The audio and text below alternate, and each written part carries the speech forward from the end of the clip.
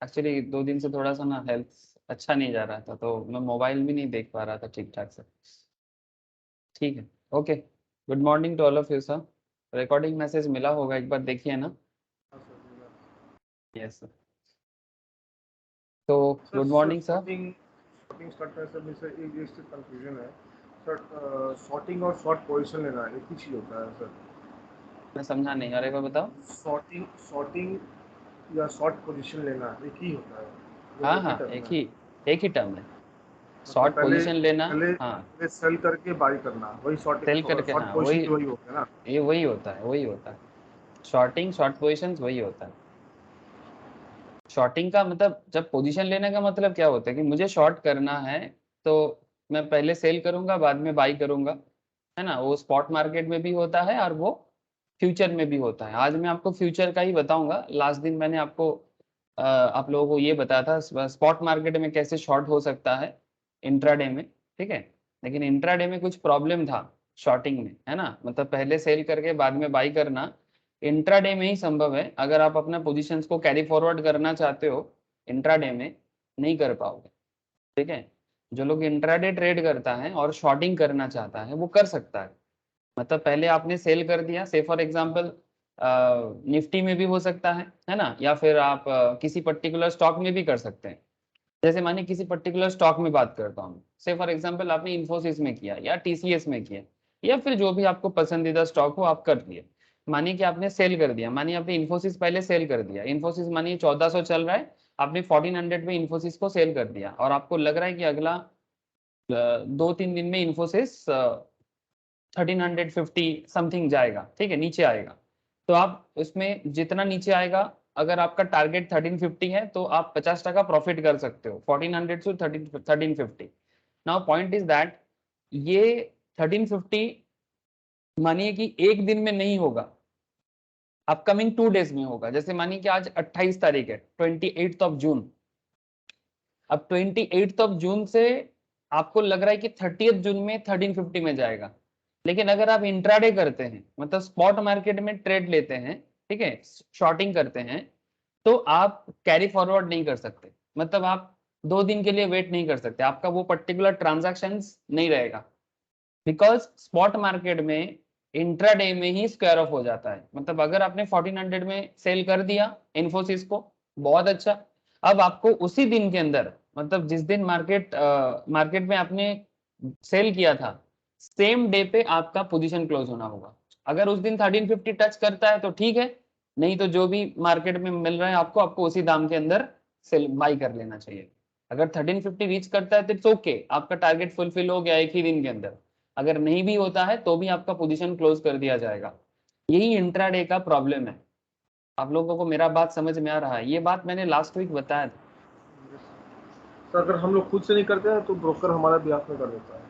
हाँ, अगर खुद से नहीं होता तो ब्रोकर आपको इंटीमेशन करेगा नॉर्मली कि स्क्वायर ऑफ करने के लिए, ठीक है, स्क्वायर ऑफ कर दीजिए, ठीक है।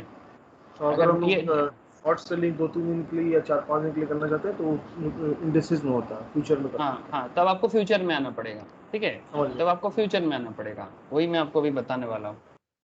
चलिए देखिए कि फ्यूचर मार्केट में हम लोग कैसे शॉर्टिंग कर सकते हैं और अपना पोजीशन को किस तरह से बना सकते हैं। चलिए, स्क्रीन शेयर है ना सर? हाँ सर।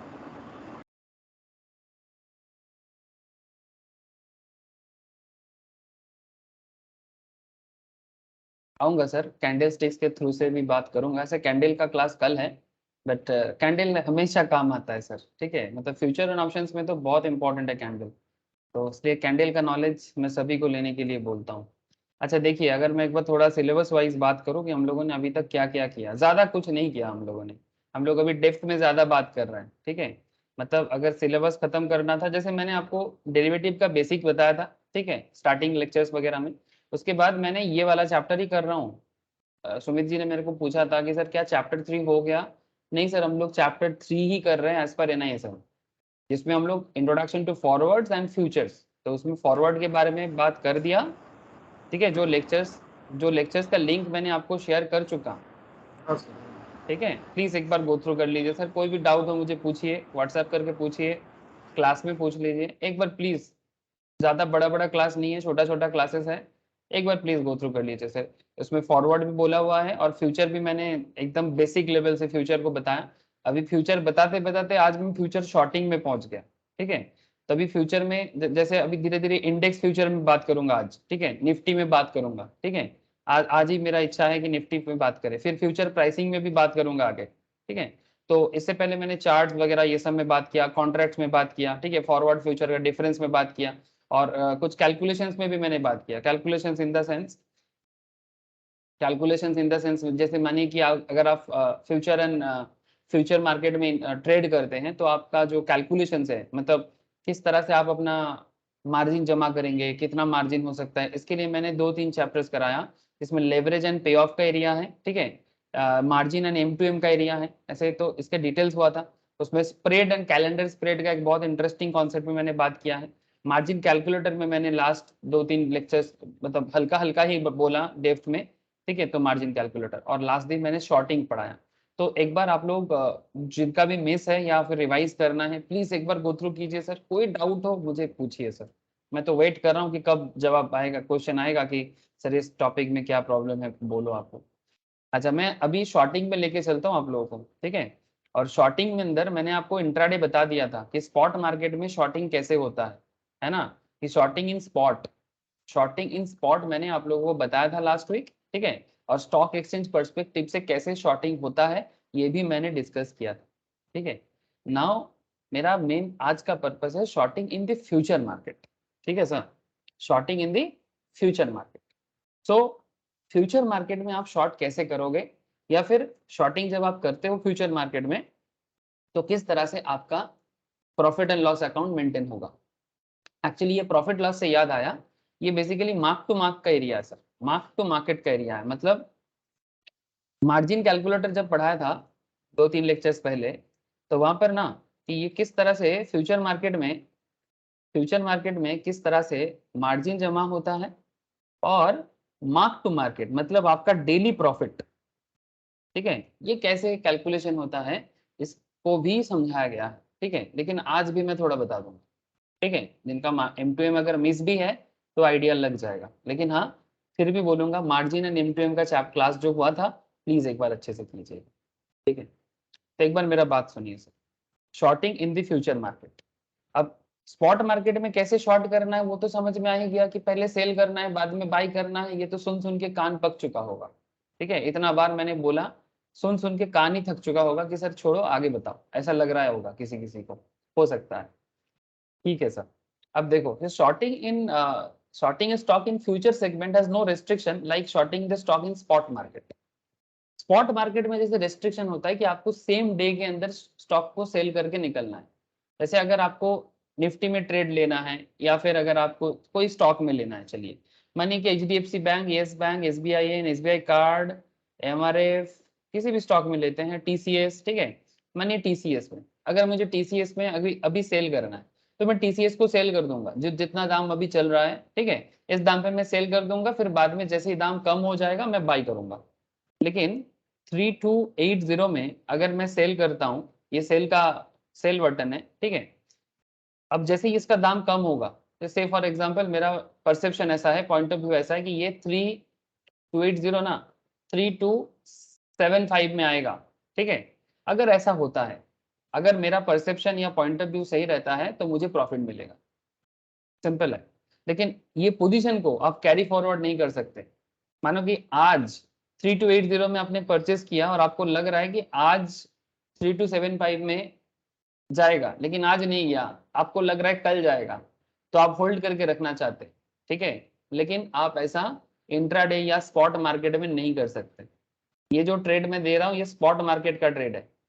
तो सर होल्ड कहाँ कर सकते हैं, सर होल्ड आप फ्यूचर में कर सकते हैं या ऑप्शंस वगैरह में कर सकते हैं, ठीक है। अब ऑप्शंस का बाद में ऑप्शन में करूंगा, अभी सिर्फ फ्यूचर में ही फोकस कीजिए, ठीक है। फिर बाद में ऑप्शन में क्या स्पेशलिटी होता है वो मैं ऑप्शंस में बताऊंगा, उसका भी डिस्कशन होगा, डोंट वरी, ठीक है। तो जैसे ही फ्यूचर थोड़ा सा और खत्म हो जाएगा फिर मैं ऑप्शन से स्टार्ट करूंगा, ठीक है। अब ऑप्शन के बारे में अभी छोड़ो, एक साथ सब खिचड़ी नहीं पकाना है। लेकिन आप यहाँ पर देख सकते हैं TCS का जून फ्यूचर दिख रहा है। अगर आप जून फ्यूचर में या जुलाई फ्यूचर में या अगस्त फ्यूचर में करते, ठीक है, अगस्त फ्यूचर में करते तो एक्सपायरी के अंदर आपका पूरा खेल बनता, ठीक है। ऐसे जून 30 2022 इसका एक्सपायरी है, बता दे रहा है, ठीक है। जून 30 2022 में इसका एक्सपायरी है, मतलब एक्सपायरी तक आप होल्ड कर सकते हो। लेकिन क्या है, फ्यूचर मार्केट में आपको लॉट परचेज करना पड़ता है, ठीक है। स्पॉट मार्केट में लॉट का कोई मतलब नहीं होता, ठीक है। स्पॉट मार्केट में कोई लॉट का मैटर नहीं होता, फ्यूचर मार्केट में आपको लॉट लेना पड़ेगा, तभी जाके आप कॉन्ट्रैक्ट में जा सकते हो। लेकिन हाँ, पूरा लॉट का वैल्यू नहीं देना पड़ता है, सिर्फ मार्जिन वैल्यू जमा करके ही आप खेल सकते हो, ये अपॉर्चुनिटी आपको दिया जाता है। अब आपको मैं थोड़ा सा और सिंपल करता हूँ। जैसे यहाँ पर देखिए, ये निफ्टी फ्यूचर है, यहाँ पर मैं निफ्टी के जगह किसी कंपनी, जैसे मैं टीसीएस लिया तो टीसीएस फ्यूचर ले लेता हूँ।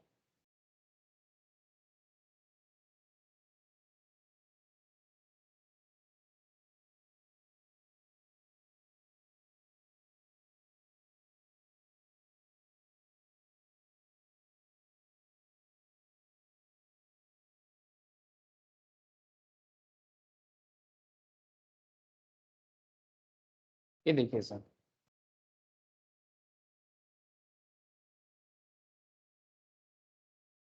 प्रॉब्लम हो रहा है, ठीक है, मैं गूगल में जाकर लिख लेता हूँ जो करेंटली चल रहा है टीसीएस का फ्यूचर, मैं आपको दिखाता हूँ।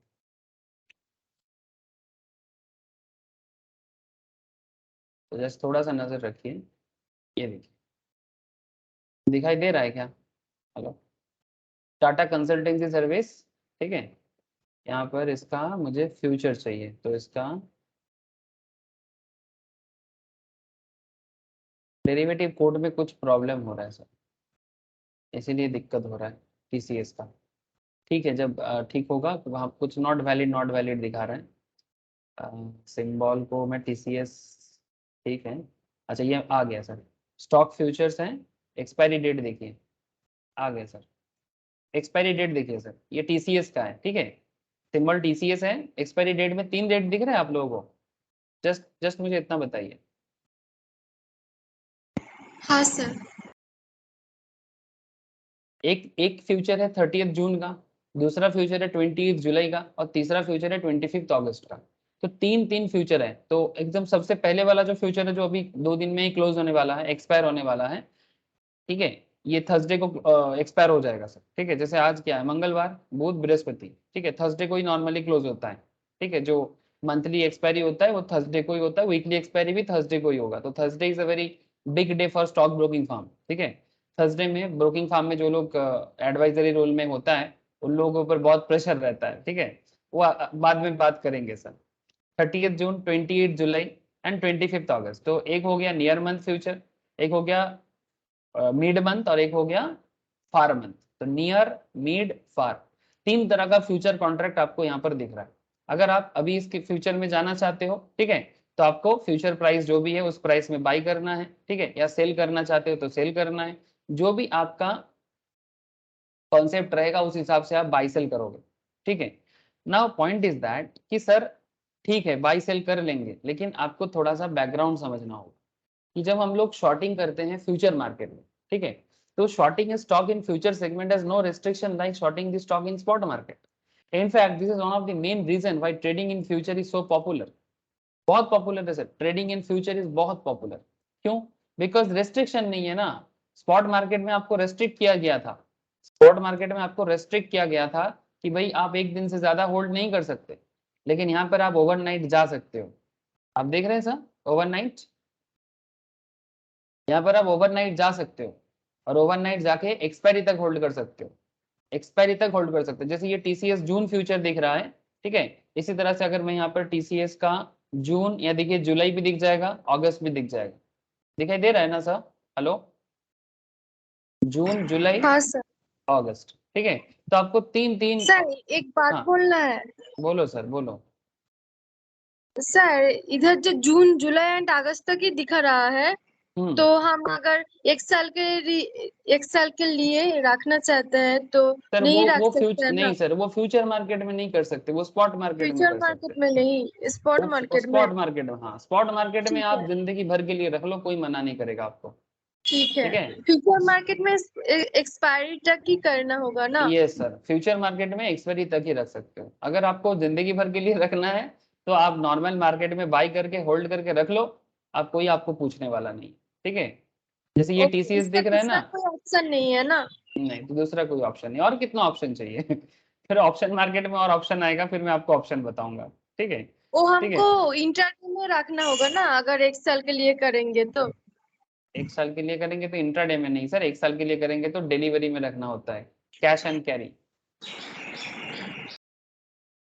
कैश एंड कैरी में रखना होता है। जैसे यहाँ पर देखो, ये देखो मैं टीसीएस में बाई करूंगा, ये देखो लॉन्ग टर्म करना होगा आपको,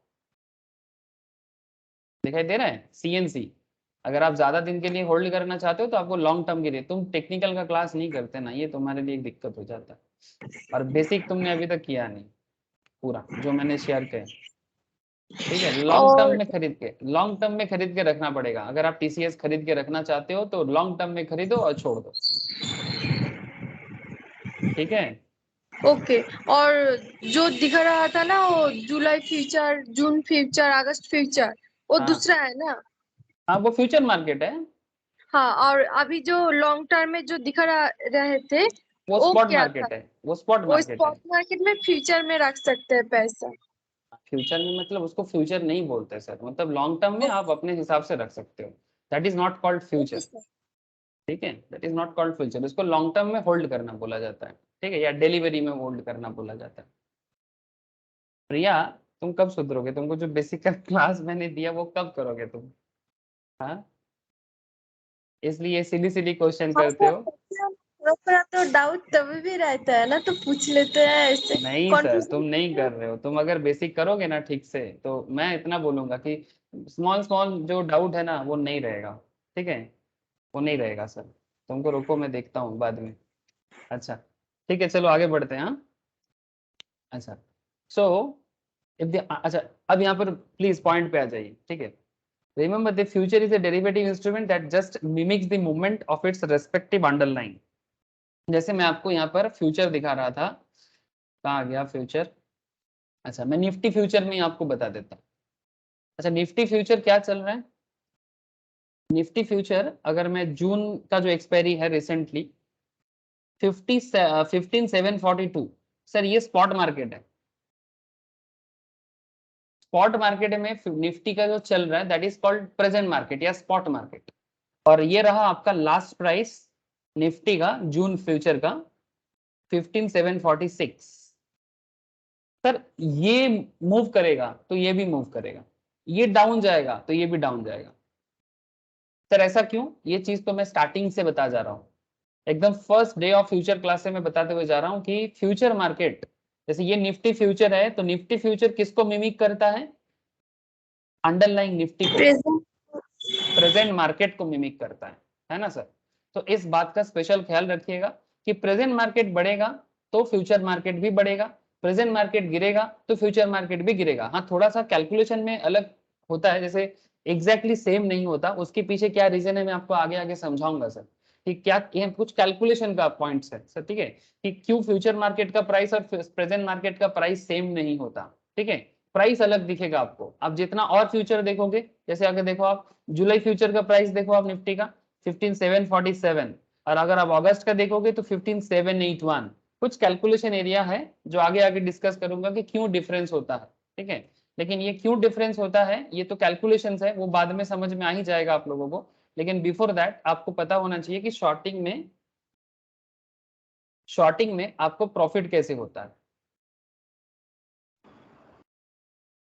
हाँ सुमित जी बोलिए, क्या कनेक्शन नहीं था आपका?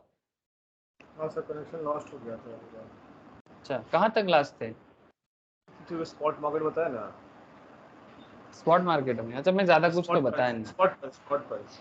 ये वो वाला चार्ट ये में। वाला ये वाला सुने थे, हाँ ये हाँ वाला हाँ, कि यही मिमिक इसी। करते हैं। हाँ, इसी से यहीं से डिस्कनेक्ट हुआ था। मैं यहाँ पर बस इतना बोल रहा था कि फ्यूचर मार्केट को मिमिक करता है, मतलब फ्यूचर मार्केट प्रेजेंट मार्केट को मिमिक करता है। प्रेजेंट मार्केट अगर ग्रोथ स्टेज में रहेगा, बुलिश रहेगा, ठीक है, अगर प्रेजेंट निफ्टी बुलिश रहेगा तो फ्यूचर निफ्टी भी बुलिश हो जाएगा। अगर प्रेजेंट निफ्टी बेयरिश हो जाएगा तो फ्यूचर निफ्टी भी बेयरिश हो जाएगा। ठीक है, तो ये, और साथ में मैं ये समझा रहा था कि प्रेजेंट मार्केट तो आपको हमेशा एक ही दिखेगा, चाहे जून का हो, जुलाई का हो, अगस्त का हो, लेकिन कैलकुलेशन में थोड़ा फर्क दिखता है फ्यूचर में, ठीक है। 740, 746, 747, 781, तो प्रेजेंट मार्केट के साथ फ्यूचर मार्केट में कैलकुलेशन में क्या डिफरेंस है वो कैलकुलेशन में बताऊंगा प्राइसिंग टेक्निक में, अभी थोड़ा सा स्किप करूंगा मैं, ठीक है। लेकिन जो मेन बात है कि शॉर्टिंग फ्यूचर कर, मतलब फ्यूचर में शॉर्ट करके प्रॉफिट कैसे कमाया जाता है। अच्छा चलिए आगे बढ़ते। सिमिलर टू डिपॉजिटिंग मार्जिन, अच्छा सेम टू सेम जैसे मार्जिन जमा करना होता है और आपको लॉन्ग पोजीशन लेना होता है, ठीक है। मतलब लॉन्ग पोजीशन में जैसे होता है कि बाई करके सेल करने जैसा, सेम टू सेम है। Short position also require a margin deposit, मैं आपको दिखाता हूँ। अगर मैं टीसीएस को ही लेता हूँ या निफ्टी को ले लेता हूँ,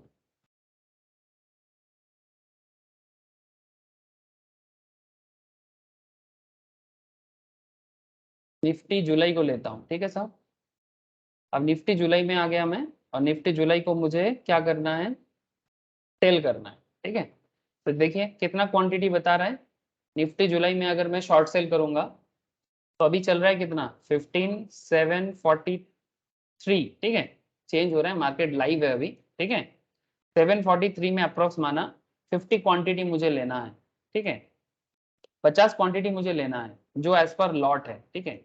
अब वो लॉट तो मुझे लेना ही होगा, लेकिन मेरा परसेप्शन क्या है, मेरा परसेप्शन ये है कि ये 15,743 से मैं शॉर्ट क्यों कर रहा हूँ, बिकॉज मेरा परसेप्शन या पॉइंट ऑफ व्यू है कि मार्केट गिरेगा, अगला एक हफ्ता में, 2 हफ्ता में मार्केट गिरेगा, ठीक है, या फिर 3 दिन बाद मार्केट गिरेगा।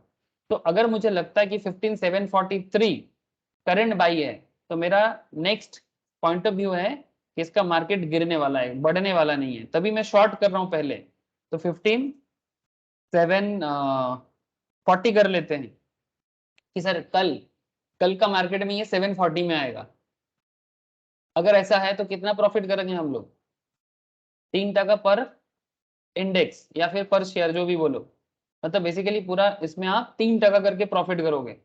अब जितना शेयर है आपके पास, तो 50 इंटू 3 करके 150, ठीक है। जितना क्वांटिटी है तो 3 करके, अगर ये 40 के जगह अगर आपका टारगेट थोड़ा और बढ़ा देते हैं, अगर आपको लगता है कि एक हफ्ता में ये 15,743 से 730 में आ जाएगा, तो 13 करके, ठीक है, 13% करके आपको प्रॉफिट होगा। 13 इंटू जितना क्वांटिटी आपका होल्डिंग रहेगा, अगर 100 होल्डिंग रहेगा तो 100 इंटू 13, इस तरह से आपका प्रॉफिट बनेगा। लेकिन सर मार्जिन तो आपको जमा करना है, जैसे normal buy buy buy sell में जैसे होता है, सेल बाई में भी सेम टू सेम होगा, ठीक है। उसमें कोई चेंजेस नहीं है, मार्जिन सेम रहेगा, ठीक है। ये देखिए मार्जिन यहाँ पर शो कर रहा है, आप काउंट करके देखिए, 50 क्वांटिटी 1570 743 कितना होता है, 15,743 को 50 क्वांटिटी से इंटू कीजिए, और यहाँ पर मार्जिन बता रहे 1,03,000, 1,329, 1,03,29। और अगर आप इसका टोटल कॉन्ट्रैक्ट वैल्यू कितने का है, इसको कॉन्ट्रैक्ट वैल्यू बोलते हैं। ये सब मैंने बोल के आया प्रीवियस लेक्चर्स वगैरह में। कितना हो जाएगा, 15,743 इंटू 50, कोई मुझे बताए सर।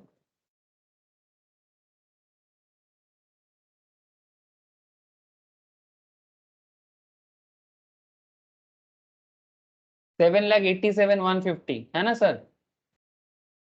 तो इतना टोटल कॉन्ट्रैक्ट वैल्यू है आपका, लेकिन जिसके लिए आपको मार्जिन जमा करना पड़ रहा है सिर्फ वह 1 लाख, तो 7 लाख 7.5 लाख का प्रोडक्ट है, ठीक है, एसेट है, आपको उसके लिए खर्चा करना पड़ रहा है मार्जिन वैल्यू, जिसमें स्पैन मार्जिन, एक्सपोजर मार्जिन का कॉन्सेप्ट भी मैंने समझा के आया था, ठीक है। स्पैन क्या है, एक्सपोजर क्या है, प्लीज एक बार गो थ्रू कीजिएगा सर। ओके, अब यहाँ पर चलते हैं सर, समझते हैं कि फ्यूचर मार्केट में प्रॉफिट जब होता है तो किस तरह का परसेप्शन बनाया जाता है और उसमें प्रॉफिट को कैसे कैलकुलेट किया जाता है। तो आप बियरिश होंगे तभी आप शॉर्ट करोगे, यस और नो। सुमित, सुमित जी, प्रिया बोलो, आप मार्केट के बारे में Yes, बियरिश, आप मार्केट के बारे में बियरिश होते हो तभी जाके आप शॉर्ट करते हो, है ना। मार्केट नीचे गिरेगा, यही आपका परसेप्शन होता है, और तभी आप शॉर्ट करते हो। और आपको सिमिलरली मार्जिन भी जमा करना होगा, and margins are similar for both and long term and short positions, and they do not really change. To help you understand the mark to market, अब मार्क टू मार्केट क्या है, जो मैंने already आपको पढ़ा के आया, मतलब daily profit and loss perspective when you short future. जब आप फ्यूचर को शॉर्ट करते हो तो आपका जो डेली प्रॉफिट एंड लॉस होता है, इसको जिस पर्टिकुलर वे में मतलब अकाउंट्स बनाया जाता है डे टू डे बेसिस में, जो बेसिकली कौन करता है, ब्रोकिंग ही कंपनी, ब्रोकर ही करता है आपके बिहाफ में, ठीक है, क्लाइंट के बिहाफ में। सो ये मार्क टू मार्केट, आप खुद भी खुद का मार्क टू मार्केट बना सकते हो, no problem. Imagine you have shorted HCL technology, मान के चलते हैं कि आपने HCL टेक में, ये कोई भी एग्जांपल उठा लिया सर, इसमें कोई कंपनी का कोई स्पेशलिटी नहीं है, ये तो फ्यूचर एंड ऑप्शंस है, इसमें company is not very big thing, इसमें मैटर है कि समझना होगा। फंडामेंटल एनालिसिस जब पढ़ेंगे तब कंपनी का मैटर आते ही आपको कंसर्न हो जाना चाहिए, चल ये कंपनी के बारे में बोला है, लेकिन यहाँ पर कोई भी कंपनी उठा लो मैटर सेम रहेगा। HCL टेक्नोलॉजी 1990 में 1990 में आपने परचेस किया, सॉरी आपने सेल किया, 1990 में आपने सेल किया, लॉट साइज था 125, ये एग्जांपल है बट समझो बात को। और फर्स्ट डे जिस दिन आपने शॉर्ट किया, कितने में आपने शॉर्ट किया, शॉर्ट किया मतलब सेल पहले हो गया, बाद में बाई होगा, ठीक है, बाद में बाई होगा। तो 125 शेयर्स 1990 करके सेल कर दिया आपने। अब आपका सोच क्या था कि 1990 का शेयर है, कितने में जाएगा, नीचे जाएगा। आपका टारगेट था मानिए 1970, 1970 आपका टारगेट है। अब अगर आपको शॉर्ट कर, जैसे ही आपने शॉर्ट कर दिया, पहला दिन मार्केट नीचे गया, मतलब आपके हिसाब से ही मार्केट जा रहा है 1982 सेम डे पे, जिस दिन आपने फर्स्ट डे में जिस दिन आपने शॉर्ट किया, उस दिन मार्केट क्लोज हुआ 1982 में HCL टेक्नोलॉजी का शेयर। सर कितने का डिफरेंस हुआ, प्लीज मुझे बताइए। 1990 से 1982 कितने का डिफरेंस हुआ,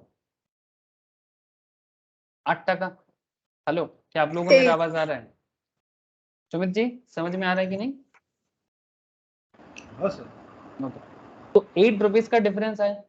अब ये 8 रुपीज का जो डिफरेंस है आपके हिसाब से हुआ, मतलब आपने सेल किया, अब मार्केट क्या हो जाएगा, मार्केट नीचे जा रहे हैं, तो आप जैसे सोच रहे हो कि बियरिश, इसको बियरिश सोच बोलते हैं, है ना, this is a bearish concept, और आपके हिसाब से ही मार्केट जा रहा है, और आपका पहला फर्स्ट लेग क्या है, इसको लेग हिसाब से बोलते हैं, first leg and second leg bye है, फर्स्ट लेग सेल है, ठीक है, फर्स्ट लेग में आपने सेल कर दिया। अब 1990 में सेल, 1982 मार्केट क्लोज में हुआ, तो आपका 8% का प्रॉफिट हुआ। नॉर्मल सोच से उल्टा है ना सर? हाँ सर, वो देखने में उल्टा ही होगा, ठीक है।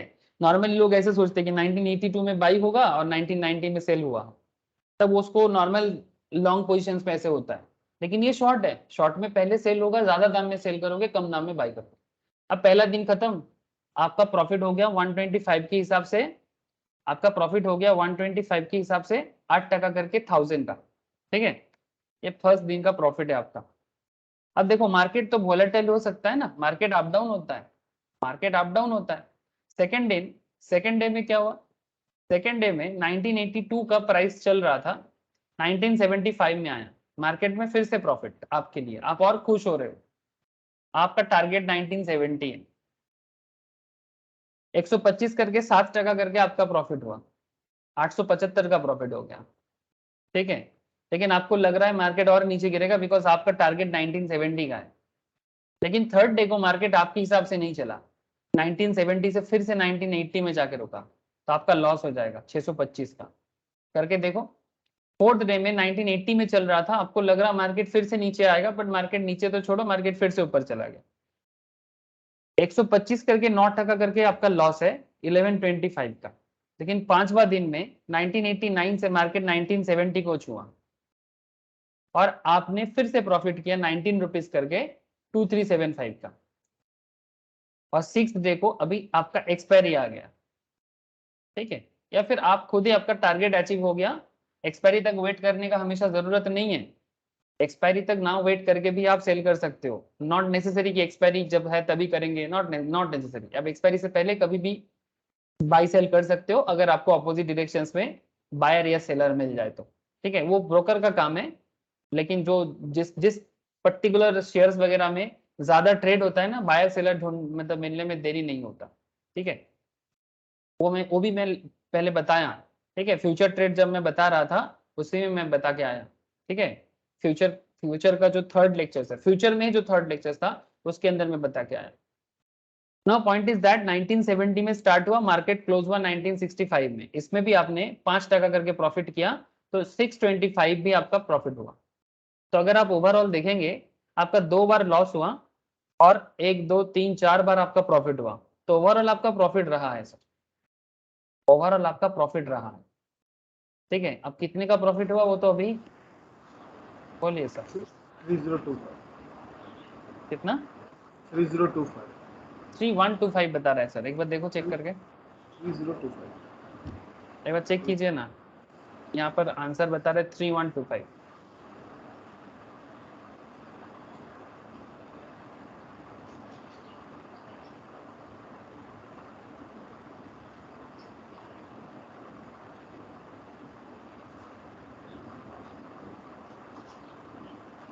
नहीं हुआ क्या?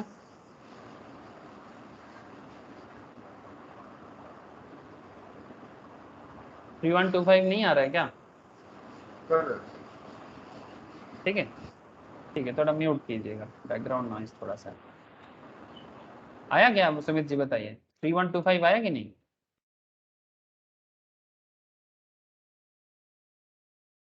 हेलो प्रिया, आया क्या? सुमित, 3125 आया कि नहीं?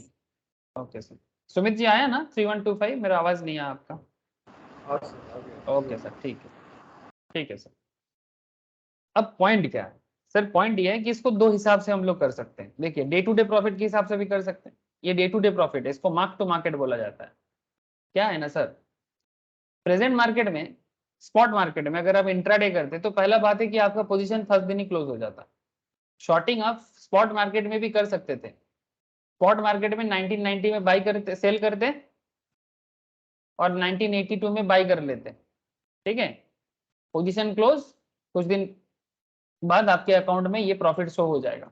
ठीक है, लेकिन आपका पोजीशन क्लोज हो जाता। लेकिन अगर आपको लगता है कि मार्केट और नीचे गिरने वाले हैं तो आप प्रेजेंट मार्केट में नहीं कर सकते, तब आपको फ्यूचर मार्केट में आना होगा। और फ्यूचर मार्केट में आप होल्ड करके रख सकते हो, लेकिन अनलिमिटेड टाइम के लिए नहीं, अप टू एक्सपायरी तक, अप टू एक्सपायरी तक। अब यहाँ पर हम लोगों ने मान के चला कि एक्सपायरी अभी देरी है।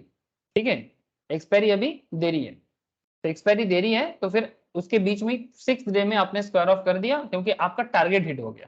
आपने जैसा सोचा था 1990 में आपने बाय सेल किया था और 1970 में आ गया, तो 1965 तो और अच्छा हो गया और 5% प्रॉफिट हो गया, प्रॉफिट बुक किया, चला गया, तो 6 दिन में आपने 3125 का प्रॉफिट कर दिया। इसका ऑपोजिट भी हो सकता है, जैसे मानो कि किसी को अगर इस पोजीशन पे लगता 1989 में फिर से जब वापस चला गया था, ध्यान से सुनना बात को, मार्केट है, वोलाटिलिटी रहता है यहाँ पर, अगर 4th डे में किसी को ऐसा लग रहा था कि मार्केट फिर से 1990 के आसपास पहुंच गया था, 1989 मतलब जस्ट वन पॉइंट का डिफरेंस है, अगर इस पॉइंट में किसी को लगता कि मार्केट अभी और नीचे नहीं जाएगा, ऊपर ही बढ़ जाएगा, तो वो क्या कर सकता है? वो बाई करके पोजीशन क्लोज कर सकता है, प्रॉफिट कुछ नहीं होगा, 1% का प्रॉफिट रहेगा, ओनली 1 रुपये का डिफरेंस में प्रॉफिट रहेगा। ठीक है, लेकिन वो निकल सकता है क्योंकि उसका पॉइंट ऑफ व्यू चेंज हो जाता है। तो लॉन्ग टर्म में जब आप फ्यूचर में रहते हो, लॉन्ग टर्म फ्यूचर मतलब एक्सपायरी तक, जैसे हमारे पास 3 ऑप्शन होता है नॉर्मली, आपको मैंने अभी बताया। एक हमारे पास, चाहे वो निफ्टी ले लो, टीसीएस ले लो, एचसीएल ले लो, हर एक केस के, जैसे निफ्टी में क्या चल रहा है, 30 जून, जैसे परसों को जो एक एक्सपायरी खत्म होने वाला है, फिर नेक्स्ट है 28 जुलाई, फिर नेक्स्ट है 25 अगस्त। तो आप जैसे ही किसी कॉन्ट्रैक्ट में आते हो, फ्यूचर कॉन्ट्रैक्ट में, अभी आपको होल्ड करके रखना चाहिए अप टू एक्सपायरी तक। लेकिन अगर आपको लगता है बीच में कि नहीं, मुझे पोजीशन क्लोज कर देना चाहिए, भले ही आप प्रॉफिट में हो, भले ही आप लॉस में हो, ठीक है, अब ये डिपेंड करता है पॉइंट ऑफ व्यू में, ये डिपेंड करता है पॉइंट ऑफ व्यू में, कि अगर किसी को लगता है बीच में, जैसे यहाँ पर मैं बता रहा कि 1989 में अगर उसको लग रहा है कि मार्केट फिर से बढ़ जाएगा, 1990 क्रॉस करके 2000 में चला जाएगा, तब तो ज्यादा लॉस खा जाएगा, तब तो ज्यादा लॉस खा जाएगा, 11% करके पर शेयर में 10% करके लॉस हो जाएगा उसका। इससे अच्छा है कि यहीं पर क्लोज कर दो, लॉस नहीं होगा। तो ये सब लॉन्ग टर्म में अगर आप फ्यूचर में होल्ड करके रखते हो फ्यूचर मार्केट में, ठीक है, होल्ड मतलब एक्सपायरी तक, हाँ सर, अनलिमिटेड होल्डिंग नहीं, आपको एक्सपायरी, जिस फ्यूचर में आपने परचेज किया, मतलब आपने ट्रांजैक्शंस किया। तो सिमिलरली यहाँ पर आप लोगों ने देखा कि किस तरह से प्रॉफिट हुआ है, और प्रॉफिट को कैलकुलेट करने का दो तरीका है, एक तो आप day to day market profit के हिसाब से भी सोच लो, और दूसरा आप सिंपल है ऑल्टरनेटिव, सेलिंग प्राइस से बाइंग प्राइस को माइनस करो, सेल था 1990, बाई है 1965, और टोटल क्वांटिटी से इंटू करो, तो इतना आपका प्रॉफिट हो जाएगा। ठीक है, सो बड़ा सिंपल बात हो गया ना sir. Shorting future is very similar to initiating a long future position. ठीक है, लॉन्ग में जैसे फ्यूचर पोजीशंस लेते हैं लोग, पहले बाई करता है फिर सेल करता है, ठीक है, बस यहाँ पर खेल क्या है कि मार्केट गिरने पे आप पैसा लगा, मार्केट बढ़ने पे नहीं। पहले सेल किया आपने, बाद में बाई करना। Except that when you short you profit only if the price decline. बस एक ही फर्क है कि आपका प्रॉफिट तभी होगा जब मार्केट गिरेगा। ये बहुत ही पॉपुलर है सर। और मार्जिन रिक्वायरमेंट में कोई फर्क नहीं आता, चाहे बाई हो या सेल हो, पहले मार्जिन रिक्वायरमेंट में फर्क नहीं होता। तो shorting technique is a very very popular in the market, ठीक है। और M2M कैलकुलेशंस वगैरह सब कुछ सेम रहता है। And shorting is a very integral part of active trading. जो लोग मार्केट में रेगुलर ट्रेड करता है, इन लोगों के लिए शॉर्टिंग एक बहुत ही पॉपुलर मार्क कॉन्सेप्ट है। बिकॉज जो मार्केट को पहचानते हैं, ठीक है, वो दोनों जानता है, वो शॉर्ट भी जानता है, वो लॉन्ग भी जानता है। समझ में आया सर? जो मार्केट को जानता है वो शॉर्ट को भी समझ सकता है, वो लॉन्ग को भी समझ सकता है, ठीक है। जैसे ये देखिए ना, ये निफ्टी है, ठीक है। अगर आप निफ्टी को मंथली बेसिस में भी अगर देखोगे, ये निफ्टी का मैं मंथली कैंडल निकाला, ठीक है। अब देखो सर, अगर कोई मंथली कैंडल भी, ये सब एक एक मंथ का कैंडल है सर, ठीक है। अब जस्ट लुक एट हियर, कब कब मंथली, मतलब मंथली बेसिस में भी निफ्टी कैसे कैसे बढ़ा है, गिरा है। अगर आप सिर्फ 2022 का भी देखोगे, ये 2022 का 3-4 महीने का है हिसाब किताब, ठीक है। ये देखिए, यहाँ पर मार्केट इसका नीचे आया था, फिर मार्केट उसी पॉइंट में गया, फिर थोड़ा सा उसी पॉइंट में घूमा, फिर थोड़ा नीचे आया, ठीक है। तो मार्केट में इस तरह का मंथली वोलेटिलिटी भी देखने को मिलता है। और इसी तरह से आप फ्यूचर मार्केट में भी सेम टू सेम नजर आएगा आपको। ये मैं नॉर्मल निफ्टी 50 देखा, अगर आप निफ्टी 50 फ्यूचर का भी कैंडल देखोगे, आपको ऑलमोस्ट सेम नजर आएगा। थोड़ा बहुत इस पर्टिकुलर जो प्राइस पॉइंट है, इसमें थोड़ा डिफरेंस दिखेगा, ज्यादा कुछ नहीं दिखेगा, ठीक है। देखते हैं, चलो। सर ये फ्यूचर प्राइस हम क्या डिसाइड करेंगे, वो बेस्ड ऑन टेक्निकल एनालिसिस होगा ना? यस सर, जो भी आप डिसाइड करेंगे बेस्ड ऑन टेक्निकल एनालिसिस होगा। Thank you sir, thank you, very good, ठीक है। ये जो सर प्राइस आप डिसाइड करेंगे, इसमें one of the main criteria रहेगा टेक्निकल एनालिसिस, ठीक है। और साथ में इकोनॉमिक पर्सपेक्टिव भी जरूर रहेगा, ठीक है। जैसे इकोनॉमिक पर्सपेक्टिव, पॉलिटिकल मैटर्स, ठीक है, दुनिया भर में क्या हो रहा है, ठीक है, ये मॉनेटरी भी। पॉलिसी, हाँ, मॉनेटरी पॉलिसी, रेपो का कॉन्सेप्ट, ठीक है, वार सिचुएशन, सभी चीजें मार्केट को इम्पैक्ट करता है, ठीक है। तो हर एक मैटर पे आपको मार्केट के बारे में समझना जरूरी है, ठीक है। अगर आपको पता चल जाता है, हाँ पूछिए, कुछ सवाल है, बोलिए। सर एक क्वेश्चन है। सपोज हम जून फ्यूचर ही लिए 30 तारीख का, ठीक है, 28 तारीख के आज हम फ्यूचर कॉन्ट्रैक्ट में एंटर हुए, बट 30 तारीख से पहले हम देखे 3-15 तक, 3-20 तक वेट किए, मेरा टारगेट हिट नहीं हुआ। अब हम सोच रहे हैं कि इसको हम और पोजीशन को और कैरी फॉरवर्ड करें, और ये हम जुलाई में चले गए, जुलाई एक्सपायरी तक, तो ऐसा कर सकते हैं क्या? हाँ, तब आप जुलाई को फ्यूचर को फ्रेशली खरीदना पड़ेगा। तो मतलब जो जून का कॉन्ट्रैक्ट लिए हैं उसको स्क्वायर अप करना पड़ेगा? उसको स्क्वायर ऑफ करना ही पड़ेगा, वो एक्सपायरी डेट में एक्सपायर हो ही जाएगा। अगर आपको मार्केट के बारे में कुछ फीलिंग सही लगता है, पॉइंट ऑफ व्यू सही लगता है, आपको न्यू पोजीशन लेना पड़ेगा जुलाई फ्यूचर के लिए।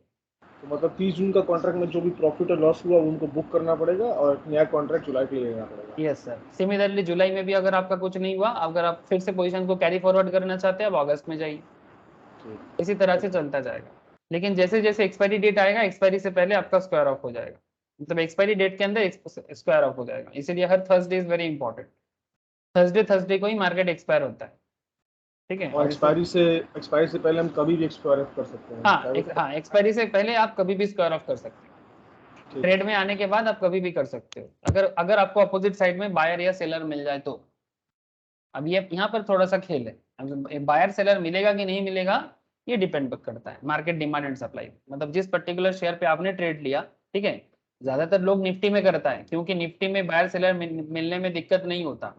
कभी कभी कोई अनलोन स्टॉक में भी अगर कर देता है, तो उसमें बायर सेलर मिलने में देरी हो जाता है, ठीक है, तो देरी होता है, ठीक है। अब कौन खरीदेगा नहीं खरीदेगा वो मार्केट ढूंढता है। ब्रोकिंग कंपनी से, एक्सचेंज का काम होता है बायर को सेलर से मिलाना और सेलर को बायर से मिलाना, ठीक है। लेकिन अगर मतलब ऐसे स्टॉक में किसी ने ट्रेड किया, ठीक है, फ्यूचर लिया जिसका उसको सेलर ही नहीं मिल रहा है या बायर नहीं मिल रहा है, तब उसको थोड़ा सा देरी हो सकता है। लेकिन popular trading concept like Nifty वगैरह में देरी नहीं होता, ठीक है, यहाँ पर फटाफट मिल जाता है। तो ये मेनली कॉन्सेप्ट चलता है।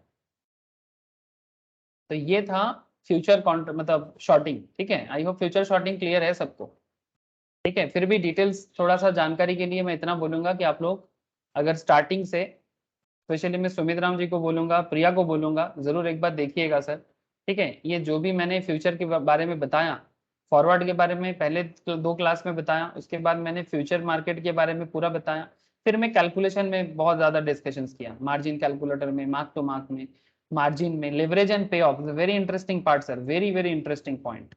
मतलब कितना रिस्क लेना चाहिए ट्रेडिंग में वो बताया जाता है लेवरेज में, ट्रेड में कितना रिस्क लेना चाहिए आपको ये लेवरेज में बताया जाता है। तो please must go through sir, एक बार जरूर गो थ्रू कीजिए, कोई डाउट हो मुझे पूछिए। अच्छा चलिए मैं आपको थोड़ा सा निफ्टी फ्यूचर के बारे में बात करता हूँ, ठीक है। जैसे अगर हम लोग एनआईएसएम के हिसाब से बात करें तो देखिए ये वाला जो बात है ना इंडेक्स फ्यूचर्स, ठीक है, तो इंडेक्स फ्यूचर्स में निफ्टी एक बहुत बड़ा बात करता है सर, है ना। तो इंडेक्स फ्यूचर्स में थोड़ा बात करेंगे, चलिए। अच्छा इंडेक्स फ्यूचर से याद आया,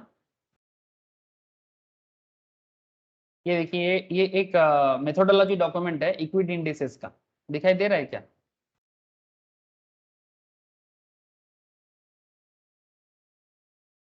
Yes.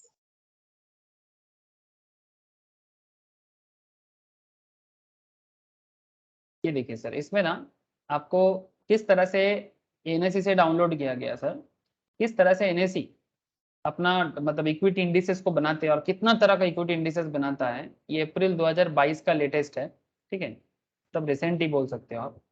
इसमें आप देख सकते हैं निफ्टी कितना कितना कंटेंट में देखो आप, Nifty 500, Nifty 100, Nifty mid cap 150, Nifty small cap 250, सबसे पॉपुलर निफ्टी 50, ठीक है, जिसको हम लोग डेली मार्केट में देखते हैं वो निफ्टी 50 है, ठीक है, Nifty next 50, Nifty mid cap 50, Nifty mid cap 100, Nifty mid cap select, Nifty small cap 50, इस तरह से मतलब मार्केट में निफ्टी के पास एनएससी के पास ऑलमोस्ट 2 से 2,500 कंपनी है, एनएससी के पास ऑलमोस्ट 2 से 2,500 कंपनी है। आपको दिखा देते हैं कि एनएससी में कितना कंपनी है,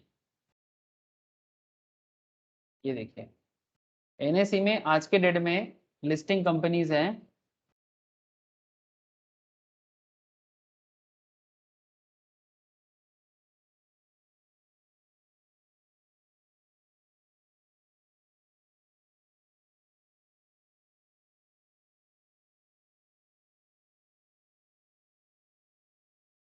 नंबर ऑफ लिस्टिंग 2002। 7,400 दिखा रहा है। हाँ बोलिए सर। 7,400। नहीं 7,400 तो नहीं, 7,400 बीएससी एनएससी मिला के होगा, अच्छा लिस्टेड 2,000 में। ये बीएससी एनएससी मिला के होगा, मैं सिर्फ एनएससी का बात कर रहा हूँ। एनएससी में ऑलमोस्ट 2002 के आसपास कंपनी लिस्टेड है और उसी में से जो कैपिटल के हिसाब से कंपनी का यहाँ पर इंडेक्स बनाया जाता है। अब यहाँ पर ये इसका डिस्कशन मैं डिटेल्स में करूंगा आपके साथ, इसके बाद एक चैप्टर भी कराऊंगा, ऑप्शंस के बाद ही लूंगा मैं उसको, या फिर फ्यूचर के बाद ले लूंगा, ठीक है। इंडेक्स, ठीक है, इसमें मैं आपसे बात करूंगा कि कैसे इंडेक्स बनता है और इंडेक्स बनाने में मतलब किस तरह से उसका कंस्ट्रक्शन होता है, उसमें स्टैटिस्टिक्स क्या है, और फिर मैं आपको ये जो है ना डिटेल्स इसको आपको पढ़ने के लिए दूंगा, ठीक है। ऐसे तो ये 100 150 200 पेज का ये सिर्फ है, ये बेसिकली एनएससी का रिपोर्ट है सर, ठीक है। तो आप लोग अगर एक बार समझ जाओगे ना तो आप किसी भी पर्टिकुलर स्टॉक को समझ सकते हो कि किस तरह से वो बन रहा है, ठीक है। तो जस्ट गो थ्रू करना और धीरे धीरे जो भी समझ में आएगा कॉन्सेप्ट को बिल्डअप करते रहिएगा, ठीक है। लेकिन बिफोर दैट आपको इंडेक्स मेथोडोलॉजी समझना पड़ेगा, ठीक है, उसके बाद ही आपको मैं ये समझा पाऊंगा, ये शेयर कर दूंगा मैं आप लोगों से, ठीक है। अच्छा चलिए आगे बढ़ते हैं, तो चलिए निफ्टी फ्यूचर या इंडेक्स फ्यूचर्स, ठीक है। अच्छा एक बात मैं कहना चाहूंगा, बेसिक्स ऑफ इंडेक्स फ्यूचर के बारे में ना मैं सबसे पहले तो बेसिक्स ऑफ स्टॉक मार्केट में ही बात करता हूँ। जैसे मैं प्रिया को रोशनी को या फिर ईशा को मैं बेसिक्स ऑलरेडी शेयर कर दिया, ठीक है। बहुत लोगों को मैंने बेसिक्स शेयर कर दिया, जो लोग बेसिक्स करके आए थे, सुमित वगैरह बेसिक्स किया है, सुमित अनुभव, बहुत सारे लोग बेसिक्स किया है, ठीक है। तो जिनका बेसिक्स पता है मैं उनको नहीं बोलूंगा, जिन्होंने बेसिक्स नहीं की, ठीक है, उनको मैं बेसिक्स शेयर किया। तो प्लीज एक बार सर आप लोग बेसिक्स ऑफ स्टॉक मार्केट पढ़िए, बिकॉज मैंने बेसिक्स ऑफ स्टॉक मार्केट में भी ना इंडेक्स के बारे में बात करता हूँ, ठीक है। तो वहां पर मैं डिस्कशंस करके रखा, सर कोई बात नहीं। अच्छा तो यहाँ पर क्योंकि ये फ्यूचर मार्केट है, ऑप्शन मार्केट है, थोड़ा एडवांस डिस्कशन ही होना पड़ेगा ना। तो within the Indian derivative world Nifty future has a very special place. Nifty future is the most widely traded future instrument, point to be noted sir. Nifty future world का one of the most traded fund है और ये Indian derivative market का एक बहुत ही liquid contract माना जाता है। लिक्विड क्यों? इजीली इसमें लोग ट्रेड करता है। मतलब लिक्विड इसलिए है बिकॉज बाइंग सेलिंग बहुत ही सिंपल हो जाता है, मार्केट में डिमांड सप्लाई बहुत है इसका, बिकॉज लोगों को भरोसा ज्यादा है। निफ्टी 50 में जो कंपनीज होता है सर, इस कंपनीज में भरोसा होता है लोगों को, बिकॉज इंडिविजुअल कंपनी पे कई बार लोग अपना एनालिसिस सही नहीं बना पाता, लेकिन निफ्टी 50 में क्या है ना, डर थोड़ा कम रहता है, इसीलिए ज्यादातर लोग ट्रेड करने के लिए निफ्टी 50 पसंद करते हैं। समझ रहे हैं सर? ज्यादातर मार्केट में जो ट्रेड होता है निफ्टी 50 में ही ज्यादातर ट्रेड होता है। म्यूचुअल फंड कंपनीज है सर, जो लोग म्यूचुअल फंड का क्लास कर रहे हैं आजकल, वहां पर मैंने पढ़ाया रिसेंटली, या फिर जो लोग बाद में पढ़ेगा वहां पर भी वो पढ़ेगा कि निफ्टी 50, निफ्टी 500, इसमें म्यूचुअल फंड कंपनीज भी किस तरह से ट्रेड करता है। निफ्टी 50 में, निफ्टी 500 में इन्वेस्ट करता है, ट्रेड करता है, बेंचमार्क बनाता है और फिर उसके बेसिस में इन्वेस्टर को रिटर्न प्रोवाइड करता है। तो निफ्टी 50, निफ्टी 500 बहुत इंपॉर्टेंट है, डे टू डे ट्रेडिंग के लिए तो है ही, और इन्वेस्टमेंट के लिए भी एक बहुत ही पॉपुलर डेस्टिनेशन माना जाता है। स्पेशली म्यूचुअल फंड कंपनीज के पॉइंट ऑफ व्यू से जब देखोगे तो समझ में आ जाएगा। जिन लोगों का म्यूचुअल फंड अभी भी नहीं हुआ या म्यूचुअल फंड बाद में करेगा, तो धीरे धीरे सारा कॉन्सेप्ट क्लियर हो जाएगा। लेकिन आप करेंटली देखो निफ्टी 50 में कौन सा कंपनीज है, आपको थोड़ा सा समझ में आ जाए। अब नेक्स्ट जब मैं आपको इंडेक्स कंस्ट्रक्शन बताऊंगा ना, तो आपको पता चल जाएगा कि ये यहाँ पर जो भी कंपनीज है, ठीक है, करेंटली क्यों है। ठीक है, एक बात तो तय है सर, मार्केट कैपिटलाइजेशन के बेसिस में होता है हमारे देश में। ऐसे बहुत सारा टेक्निक होता है, अगर आप यहाँ पर देखोगे ना, जैसे मैं आपको लिस्ट दिखा रहा था, आप देखो यहाँ पर Nifty 50, Nifty next 50, Nifty mid cap 50, Nifty mid cap 150, Nifty small cap 50, जिसका भी ओपन करोगे आपको दिख जाएगा निफ्टी 400। इसमें अलग अलग सेक्टर वाइज भी दिखेगा आपको, ऑटो मतलब ऑटोमोबाइल सेक्टर्स, बैंक मतलब banking sector, energy, financial service, FMCG, IT, media, metal, pharma, PSU मतलब सरकारी बैंक, ठीक है, रियल्टी मतलब real estate companies, private bank का अलग से निफ्टी बनता है सर, ठीक है। अच्छा, थीम बेस्ड भी कुछ होता है जिसमें निफ्टी कमोडिटी है, निफ्टी इंडिया कंजम्पशन है, निफ्टी सीपीएसई है, इंफ्रास्ट्रक्चर है, एमएनसीज वगैरह है, ग्रोथ सेक्टर्स है, ये निफ्टी अलग से कुछ थीम बेस्ड बनाते हैं। ये भी म्यूचुअल फंड का कॉन्सेप्ट है बेसिकली, ठीक है। तो ये इसके ऊपर भी बात करूंगा। ईटीएफ बोल के कॉन्सेप्ट होता है, एक्सचेंज ट्रेडेड फंड्स, ठीक है। तो इस तरह से फंड भी चलता है, तो आगे आगे बात करूंगा मैं ये सब चीजों में, ठीक है। बहुत बड़ा एरिया है सर, जितना बात करो मतलब आप घुसते ही जाओगे, ठीक है, इतना जितना गोताखोर लगाओगे अंदर ही जाते जाओगे। ठीक है सर मेरा क्वेश्चन है, बोलो सर। टोटल इतना सारा इंडेक्स है सर, तो कितने सारे इंडेक्स में फ्यूचर ट्रेडिंग होता है? ज्यादातर केस में निफ्टी 50, निफ्टी 500, निफ्टी 150 ये सब में ज्यादा ट्रेड होता है। सबसे ज्यादा ट्रेड तो निफ्टी 50 में ही होता है। ट्रेडिंग के मामले में निफ्टी 50 का मोनोपोली है। बैंक निफ्टी में तो होता है सर, हाँ बोलिए, बैंक निफ्टी में तो होता है बहुत, समझा नहीं, अरे बार बैंक बताइए। में, बैंक निफ्टी में भी तो होता है सर। हाँ होता है, मतलब वही मैं बोल रहा हूँ कि सबसे ज्यादा ट्रेडिंग निफ्टी 50 में होता है। मतलब जब आप मार्केट में प्रैक्टिकली काम करेंगे तो आपको देखेंगे, आप देखेंगे ब्रोकिंग फार्म के थ्रू से जब भी देखेंगे, ज्यादातर लोग निफ्टी 50 में ही ट्रेड लेता है, बिकॉज इजी टू अंडरस्टैंड है, ठीक है। लिक्विड है, लिक्विड क्यों? बाइंग सेलिंग बहुत ज्यादा चलता है इसमें, बाइंग सेलिंग बहुत ज्यादा चलता है, लोगों को भरोसा है कंपनीज पे कि तो हाँ मतलब कुछ नहीं। एक्सचेंज, तो मतलब एक्सचेंज हर एक इंडेक्स में ट्रेड करने के लिए बोल सकता है कुछ नहीं, मतलब ऑप्शन दिया है, लेकिन ज़्यादातर निफ्टी 50 और बैंक निफ्टी में ही होता है क्योंकि इसमें जी जी, वॉलेटिलिटी और ज़्यादा है। वोलेटिलिटी कंपेरेटिवली कम है, वोलेटिलिटी कंपेरेटिवली कम है, लिक्विड ज्यादा है। मतलब हाँ लिक्विड लिक्विड कम, कम, लिक्विड ज्यादा है। लिक्विड ज़्यादा लिक्विड है। क्यों? मतलब इजीली बाइंग सेलिंग हो जाता है। मतलब आप आज बाई करते कल सेल करने का सोचेंगे तो सेल हो जाएगा। लिक्विड क्या नहीं होता? लिक्विड का मतलब यहाँ पर लिक्विड और फिक्स में फर्क क्या है? फिक्स मतलब वो रह जाएगा, आपको बायर नहीं मिलेगा, सेलर नहीं मिलेगा, है ना, इनलिक्विड हो जाता है। तो निफ्टी 50 जैसे ट्रेडिंग में बहुत ज्यादा सुविधा होता है, इसलिए निफ्टी 50 में ट्रेड पॉपुलर है। भले ही दूसरा और भी इंडेक्स को सामने लाने का कोशिश चल रहा है और भी, लेकिन निफ्टी 50 से अभी भी लोगों का ज्यादा भरोसा है, ठीक है। तो यहाँ पर देखिए ये मार्केट कैपिटल के हिसाब से इनका पूरा लिस्ट बना जाता है कि किसका मार्केट कैपिटल कैसा है, उसके बेसिस में निफ्टी 50 में जगह होता है। जैसे ऐसा नहीं कि जो निफ्टी 50 में आज है वो कल भी रहेगा, मार्केट कैपिटल इधर उधर गिर जाता है बिजनेस के कारण। मार्केट कैपिटल का कॉन्सेप्ट बिजनेस के ऊपर डिपेंड करके इधर उधर होता है, तो नेक्स्ट 50 में जो है उनका भी जगह आ जाएगा। ठीक है, अब देखिए नेक्स्ट 50 में कौन कौन वेट कर रहा है, जैसे पेटीएम भी है, बैंक ऑफ बड़ौदा है, ठीक है, HDFC AMC है, ठीक है, डी मार्ट है, IOC है, मेरिको है, ये नेक्स्ट निफ्टी 50 में है। तो ये सब बात आपको मैं धीरे धीरे करूंगा, लेकिन पहले आपको निफ्टी 50 का फ्यूचर बता दूं थोड़ा सा। तो क्या है सर कि in fact you may be surprised to know that Nifty future is easily one of the top 10 index future contract traded in the world. Once you get comfortably with future trading, I would imagine like many of us would be actively trading in the Nifty future. For this reason it would be make sense to understand Nifty. ज्यादातर लोग Nifty में ही करते, इसलिए Nifty समझना ज्यादा जरूरी है। ठीक है, निफ्टी को समझ जाएंगे तो ट्रेड का आधे से ज्यादा समझ में आ जाएगा। ओके, तो अच्छा बेसिक्स ऑफ इंडेक्स के बारे में बेसिक्स में मैंने बताया, एक बार प्लीज आप लोग देखिएगा। अच्छा फ्यूचर कॉन्ट्रैक्ट को देखिए, जब भी कोई फ्यूचर कॉन्ट्रैक्ट में आएंगे NSE के साइट से स्क्रीनशॉट लिया गया सर। जैसे ये तब निफ्टी चल रहा था 11484, अभी निफ्टी चल रहा है 15000, बट ये जब का स्क्रीनशॉट है तब में ये लिया गया था 11484 पे। डजंट मैटर सर, पुराने जमाने में भी जो चल रहा था अभी भी चल रहा है।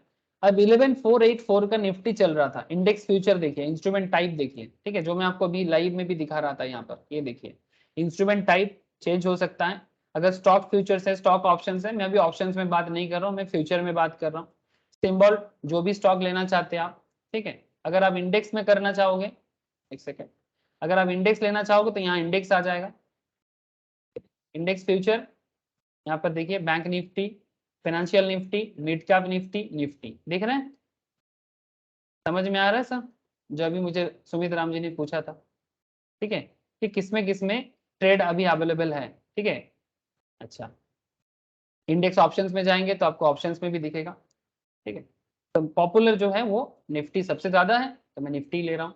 एक्सपायरी डेट देखिए 30 जून, 20 जून, 5 जुलाई। ठीक है, तो इस तरह से अभी करंट इसका जो फ्यूचर है वो दिख रहा है, 30 जून का है, 20 जुलाई का होना चाहिए, ये 28 जून क्यों दिख रहा है आई डोंट नो, एंड 5 जुलाई का बता रहा है। ठीक है, अच्छा सॉरी, ये वीकली एक्सपायरी बता रहा हूँ मोस्ट प्रोबेबली, तो 28 जून का, 30 जून का, 5 जुलाई का, ये करंट इसका एक्सपायरी डेट दिखा रहा है। ठीक है, सिमिलरली यहाँ पर जब मैंने इसको उठाया था, ये मंथली एक्सपायरी के हिसाब से 30 अगस्त, 27 सितंबर एंड 25 अक्टूबर, 3 डेट दिख रहा है ना।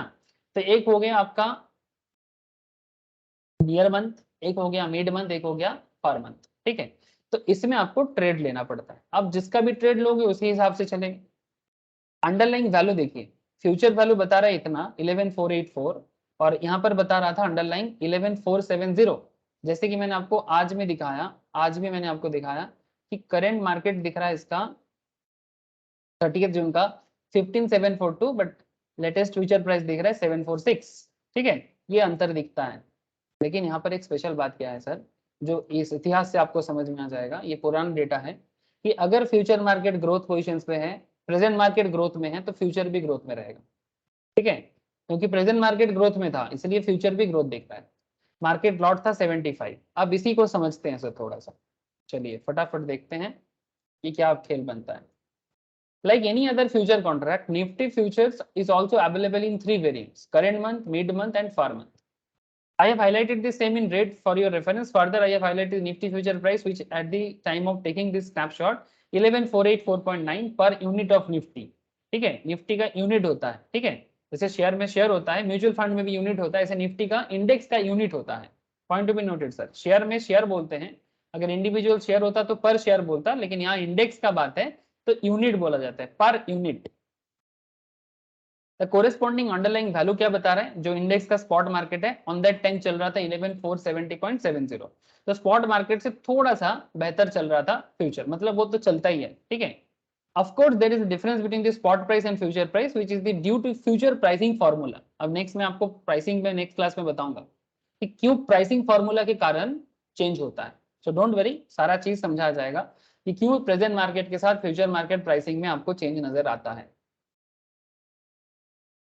And the future price, which is due to the future pricing formula, we will understand concept related to pricing next chapter. But before that, आपको मैं थोड़ा और बात करूँ। बोलो सर। सर बोलो। जो अभी प्रेजेंट में है ना, प्रेजेंट में अगर गिरा हुआ तो फ्यूचर में गिरा हुआ होगा। एक कंसेप्ट तो हर बार सेव ही नहीं हो सकता है ना, और थोड़ा एनालिटिक भी करना पड़ेगा ना, कैंडलस्टिक एनालिसिस। हाँ ऑब्वियसली सिर्फ सर, ऐसे मतलब देख के तो नहीं बता सकता है ना, वो भी एक है ना। सर ऐसे तो नहीं बताया जाता, वो कैंडल स्टिक से ही तो बताया जाता है कि मार्केट हाँ, अगर फ्यूचर लेकिन में। जो कॉन्सेप्ट बताया ना अभी, तो पहले भी बताए थे क्या, अगर प्रेजेंट मार्केट गिरा हुआ है तो फ्यूचर मार्केट भी गिरेगा, और प्रेजेंट मार्केट बुलिश है और बियरिश है तो फ्यूचर भी ऐसे ही होगा। तो ये तो बहुत सारी चीजों का ऊपर भी निर्भर करता है। हाँ कभी कभी तो ऑब्वियसली। वो नहीं भी हो सकता है ना नहीं कॉन्सेप्ट। सर, नहीं सर, हमेशा होगा, ऑलवेज ठीक होगा। है। मतलब आप बात को समझिए, कभी कभी नहीं होगा ऐसा हो ही नहीं सकता। जैसे आपके प्रेजेंट पे ही आपका फ्यूचर निर्भर करता है, ये सुन लो। वो अगर आप आज, मार्केट है ऑनलाइन। नहीं सर, मार्केट मार्केट भी इंसान जैसा ही होता है, ठीक है, it's like a human being. ठीक है, मार्केट मतलब कोई ठीक ह्यूमन है बीइंग से सर। अलग नहीं है। मार्केट का नेचर ह्यूमन बीइंग के नेचर जैसा ही है। आपका प्रेजेंट कंडीशन आपका फ्यूचर डिटरमाइन करता है। अगर आप प्रेजेंट में अच्छा करते हो तो आपका फ्यूचर अच्छा होगा। सिमिलरली मार्केट के लिए भी सेम टू सेम कॉन्सेप्ट काम करता है, भले ही उसमें अलग अलग पैरामीटर्स होते हैं। जैसे ये देखिए, ये मई मंथ में मार्केट इस पॉइंट में चल रहा था, लेकिन मई के कितना बोलूंगा, 31 मई नहीं, सॉरी, 1-2 तारीख के आसपास से मार्केट गिरना चालू हुआ। अगर हम नजर करेंगे ना, तो जिससे कि ये चल रहा था 17,200 समथिंग में, उसके बाद से धीरे धीरे ये नीचे गिर गए 15,000 समथिंग में आ गए। तो अगर आप उस टाइम पे फ्यूचर मार्केट को देखे होंगे ना, तो उस टाइम पे फ्यूचर मार्केट भी 17,200 के आसपास ही हुआ होगा। लेकिन जैसे जैसे ये 15,800 के आसपास आया, फ्यूचर मार्केट भी 15,800 के आसपास आया। सिमिलरली जैसे मार्केट थोड़ा सा बढ़ने का चालू करेगा ना, प्रेजेंट मार्केट अगर बढ़ना चालू करेगा तो फ्यूचर भी बढ़ना चालू करेगा ऑटोमेटिकली।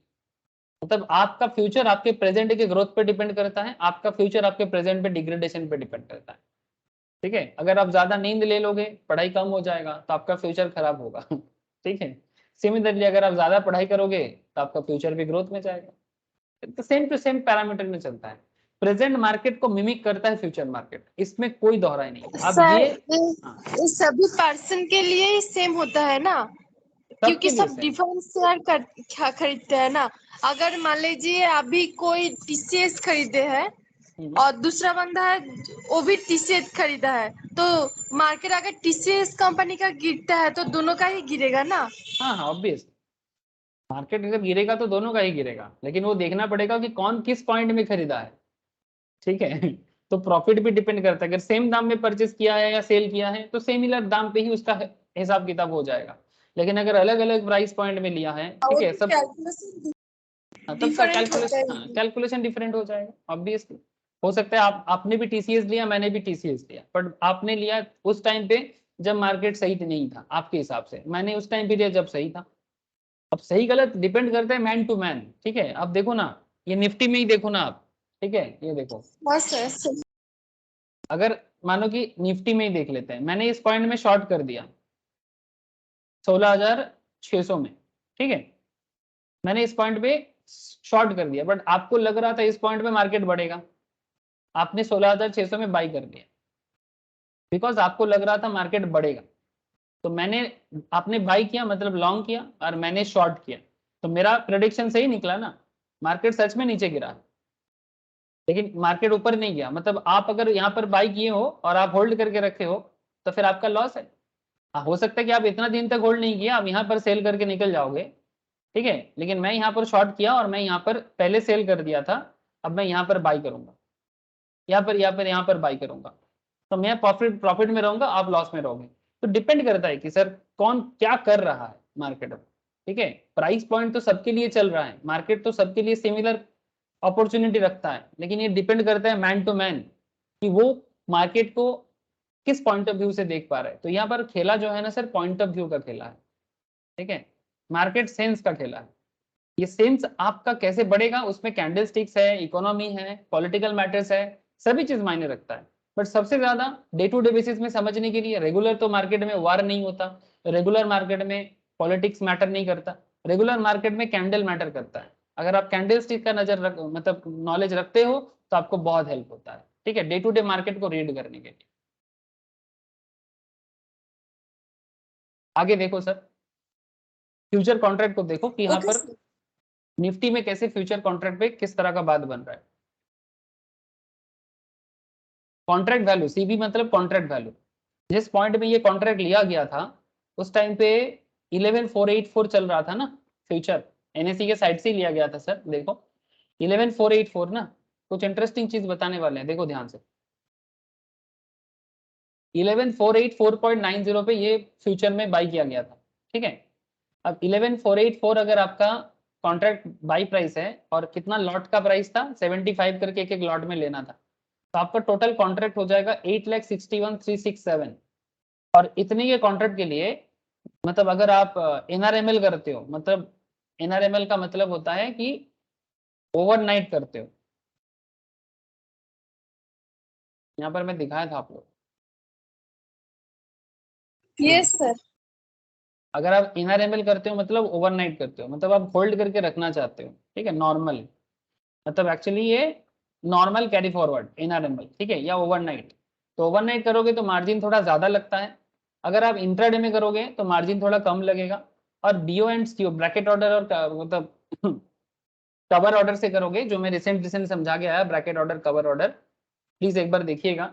मार्जिन कैलकुलेटर के दोनों चैप्टर में मैंने बहुत ज्यादा डिस्कशन किया, what is bracket order, what is cover order, ठीक है, मतलब स्टॉप लॉस वगैरह लगा के, तो उसमें थोड़ा और कम हो जाता है, ठीक है। तो इस तरह से आपका मार्जिन रिक्वायरमेंट अलग अलग लेवल में अलग अलग लगा है। बट इतना समझ के रखिएगा कि अगर आप इंट्राडे करते हो तो मार्जिन थोड़ा कम लगता है, अगर आप लॉन्ग टर्म थोड़ा जाते हो, ठीक है, मतलब ओवरनाइट करते हो तो मार्जिन ज्यादा लगेगा, ठीक है। मार्केट को अगर आप क्लियरली बताते हो, मार्केट थोड़ा कम मार्जिन लेता है, मार्केट को क्लियरली नहीं बताते, मार्केट थोड़ा ज्यादा मार्जिन लेगा, बिकॉज मार्केट को पता नहीं होता ना। और वही बात मैंने यहाँ पर ब्रैकेट ऑर्डर वगैरह में समझा गया है, जो मार्जिन कैलकुलेटर में ही मैंने समझा गया है। सो प्लीज एक बार डोंट मिस, हाँ, मस्ट मस्ट रिवाइज या मस्ट गो थ्रू। यस अब आगे सर। देखते हैं सर, आगे देखते हैं सर क्या हुआ है। Now this detail should give you a basic overview of Nifty future. One of the main features of Nifty future that makes it so popular is its liquidity. Let us now proceed to understand what liquidity is and how one should measure it. Liquidity क्या है और liquidity कैसे measure किया जाता है, जिसके कारण ज्यादातर लोग निफ्टी में ट्रेड लेता है, ठीक है। As per the NSE's definitions, impact cost बोल के cost आता है, is defined as the cost that a buyer or seller needs to bear when executing a transaction in a given security. It is a measure to gauge the market liquidity and to provide a much more accurate picture of the cost traders bear when executing a trade in comparison to the bid-ask spread. अब bid-ask spread क्या है ये भी मैंने margin calculator में बता के आया था। bid-ask मतलब bid मतलब बाई, ask मतलब सेलर जो सेल करना चाहते हैं, bid-ask spread कहते हैं। 20 मार्केट डेप्थ में जो होता है ना, दैट इज ऑल्सो, ये जो मार्केट डेप्थ नजर आता है ये भी बिड आस्क का ही एरिया है, ठीक है, जो मार्केट में डिमांड सप्लाई को ही दोहराता है, ठीक है। अब इसी के बेसिस में कैलेंडर स्प्रेड भी मैंने बताया था, ठीक है। तो बिड आस्क स्प्रेड और कैलेंडर स्प्रेड सब कुछ मिला जुला के मार्केट में जो डिमांड सप्लाई क्रिएट करता है, जो मैं ऑलरेडी बता गया, तो इसलिए मैं बार बार बोल रहा हूँ कि एक बार वो सब क्लास एक बार देखिएगा, मैं बहुत समय दिया वो सब क्लासेस में, ठीक है, जो मार्जिन कैलकुलेटर में मैं बहुत समय दिया, ठीक है, तो प्लीज एक बार देखिएगा।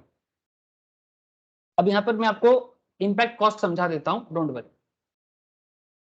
It is a measure to gauge the market liquidity and provides a much more accurate picture of the cost traders bear when executing a trade in comparison to bid-ask spread. It is measured separately for the buy side and the sell side and varies according to size of the transaction. Impact cost is dynamic in nature and keeps changing based on the order book. For stock that are to be included in indices, जैसे कि Nifty 50 और Nifty 500, जिसके ऊपर trade लिया जा सकता है, one of the criteria for eligibility is the impact cost bearing below a certain threshold. For more details, अब इसमें हम आपको थोड़ा सा मेथोडोलॉजी तो बाद में बताऊंगा, जो मैं ऑलरेडी में मेथोडोलॉजी डॉक्यूमेंट्स के बारे में मैं यहाँ पर बात किया आप लोगों को, ये वाला जो दिखा रहा था ना एनएससी का, this is the methodology documents, ठीक है। इसमें एनएससी क्या करता है निफ्टी में, निफ्टी 50 में, निफ्टी नेक्स्ट 50 में क्या क्या करता है वो पूरा बता के रखा है, ठीक है, ये भी समझ जाएंगे सर। बट फॉर्मूला क्या है वो देखते हैं। अब किस तरह से इम्पैक्ट कॉस्ट कैलकुलेट होता है वो समझिए। थोड़ा सा पेशेंस रखिए, अभी समझ में आ जाएगा। सर एक होता है आइडियल प्राइस और एक होता है एक्चुअल बाय प्राइस। अब आपके मन में चल रहा है सर आइडियल प्राइस क्या है या एक्चुअल बाय प्राइस क्या है। आइडियल प्राइस मतलब best buy price in order book plus best sell price in order book divided by 2। अब ये कहाँ से मिलेगा, चलिए एनएससी का ऑर्डर बुक दिखाई दे रहा है ना आप लोगों को, ये एनएससी के साइट में जैसे यहाँ पर मैं लाइव दिखा रहा, ये लाइव है ठीक है, और उसी का स्क्रीनशॉट सिमिलर पैटर्न में ही पहले लिया गया था उसका यहाँ पर सेम है सर। अब देखिए यहाँ पर ये ऑर्डर बुक है, दिख रहा है ऑर्डर बुक, प्लीज बताइए मुझे। Yes sir, yes sir. Sumit ji को दिखाई दे रहा है ना স্যার ऑर्डर অর্ডার, बुक। হ্যাঁ স্যার। স্যার অর্ডার বুকে ওটা কত পিস অর্ডার না কি টোটাল ওইটা কিছু এরকম অর্ডার বুকে সব तो থাকে बता যতগুলো बत, শেয়ার টোটাল কিনি এরকম ব্যাপার নাকি? हाँ, मतलब यहाँ पर best buy quantity best sell quantity का इंफॉर्मेशन बताया जाता है ठीक है। देखो सर अगर आप 75 शेयर का बात कर रहे हैं हम लोग यहाँ पर ठीक है, एक लॉट में 75 रहेगा ठीक है, तो ये ऑर्डर बुक में ना सिंगल फ्रैक्शन ऑफ टाइम में कितना लोग कितना ऑर्डर दे रहा है, कितना जो सबसे कम दाम में या सही दाम पे मार्केट में मिलने वाला है वो हमेशा नजर आता है ठीक है। जैसे ये 75 क्वांटिटी है ठीक है, कितना 75 बाई है और यहाँ पर क्वांटिटी बता रहे सेल है 600, यहाँ पर 75 बाई बता रहे हैं, यहाँ पर सेल क्वांटिटी बता रहे हैं 1650। मतलब ये जो बाई सेल का चलता है ना मार्केट में, आप यहाँ देखो ये लाइव मार्केट में इस तरह से दिखता है, ये देखिए दिख रहे हैं बीड आस्क, मतलब ये बाई सेल का ही कॉन्सेप्ट है कि एट ए टाइम में कितना सारा लोग कितने दाम में निफ्टी सेल करना चाहता है और कितने दाम में निफ्टी बाई करना चाहता है, वही बेसिकली बाद में फ्यूचर एनएससी के फ्यूचर मार्केट में जब देखा जाए। जो कितना इन्वेस्ट किया है ना, इन्वेस्ट नहीं, कौन कितना बाई करना चाहता है कौन कितना सेल करना चाहता है और क्या दाम में करना चाहता है ठीक है। This is not investment sir, this is a trading के लिए हो रहा है, बाई सेल चलेगा और उसके डिफरेंस में इनकम करेगा ठीक है। ये देखो कोई 500 क्वांटिटी बोल रहा है तो कोई 250 क्वांटिटी बोल रहा है, कोई 100 क्वांटिटी बोल रहे हैं, तो उसी को यहाँ पर एनएससी क्या करते हैं अपने साइड में थोड़ा सिंपलिस्टिक वे में दिखाते हैं, जो ऑर्डर बुक के नाम से आपको नजर आ रहा है देखिए। तो यहाँ पर अलग अलग क्वांटिटी दिख रहा है, अब आपको कितना क्वांटिटी लेना है उसके हिसाब से आपको फ्यूचर इंडेक्स में ट्रेड लेना है। अब आप देखिए मैं आपको समझाता हूँ। Like any other future contract, Nifty future is also available in 3 variant: current month, mid month and far month. ठीक है।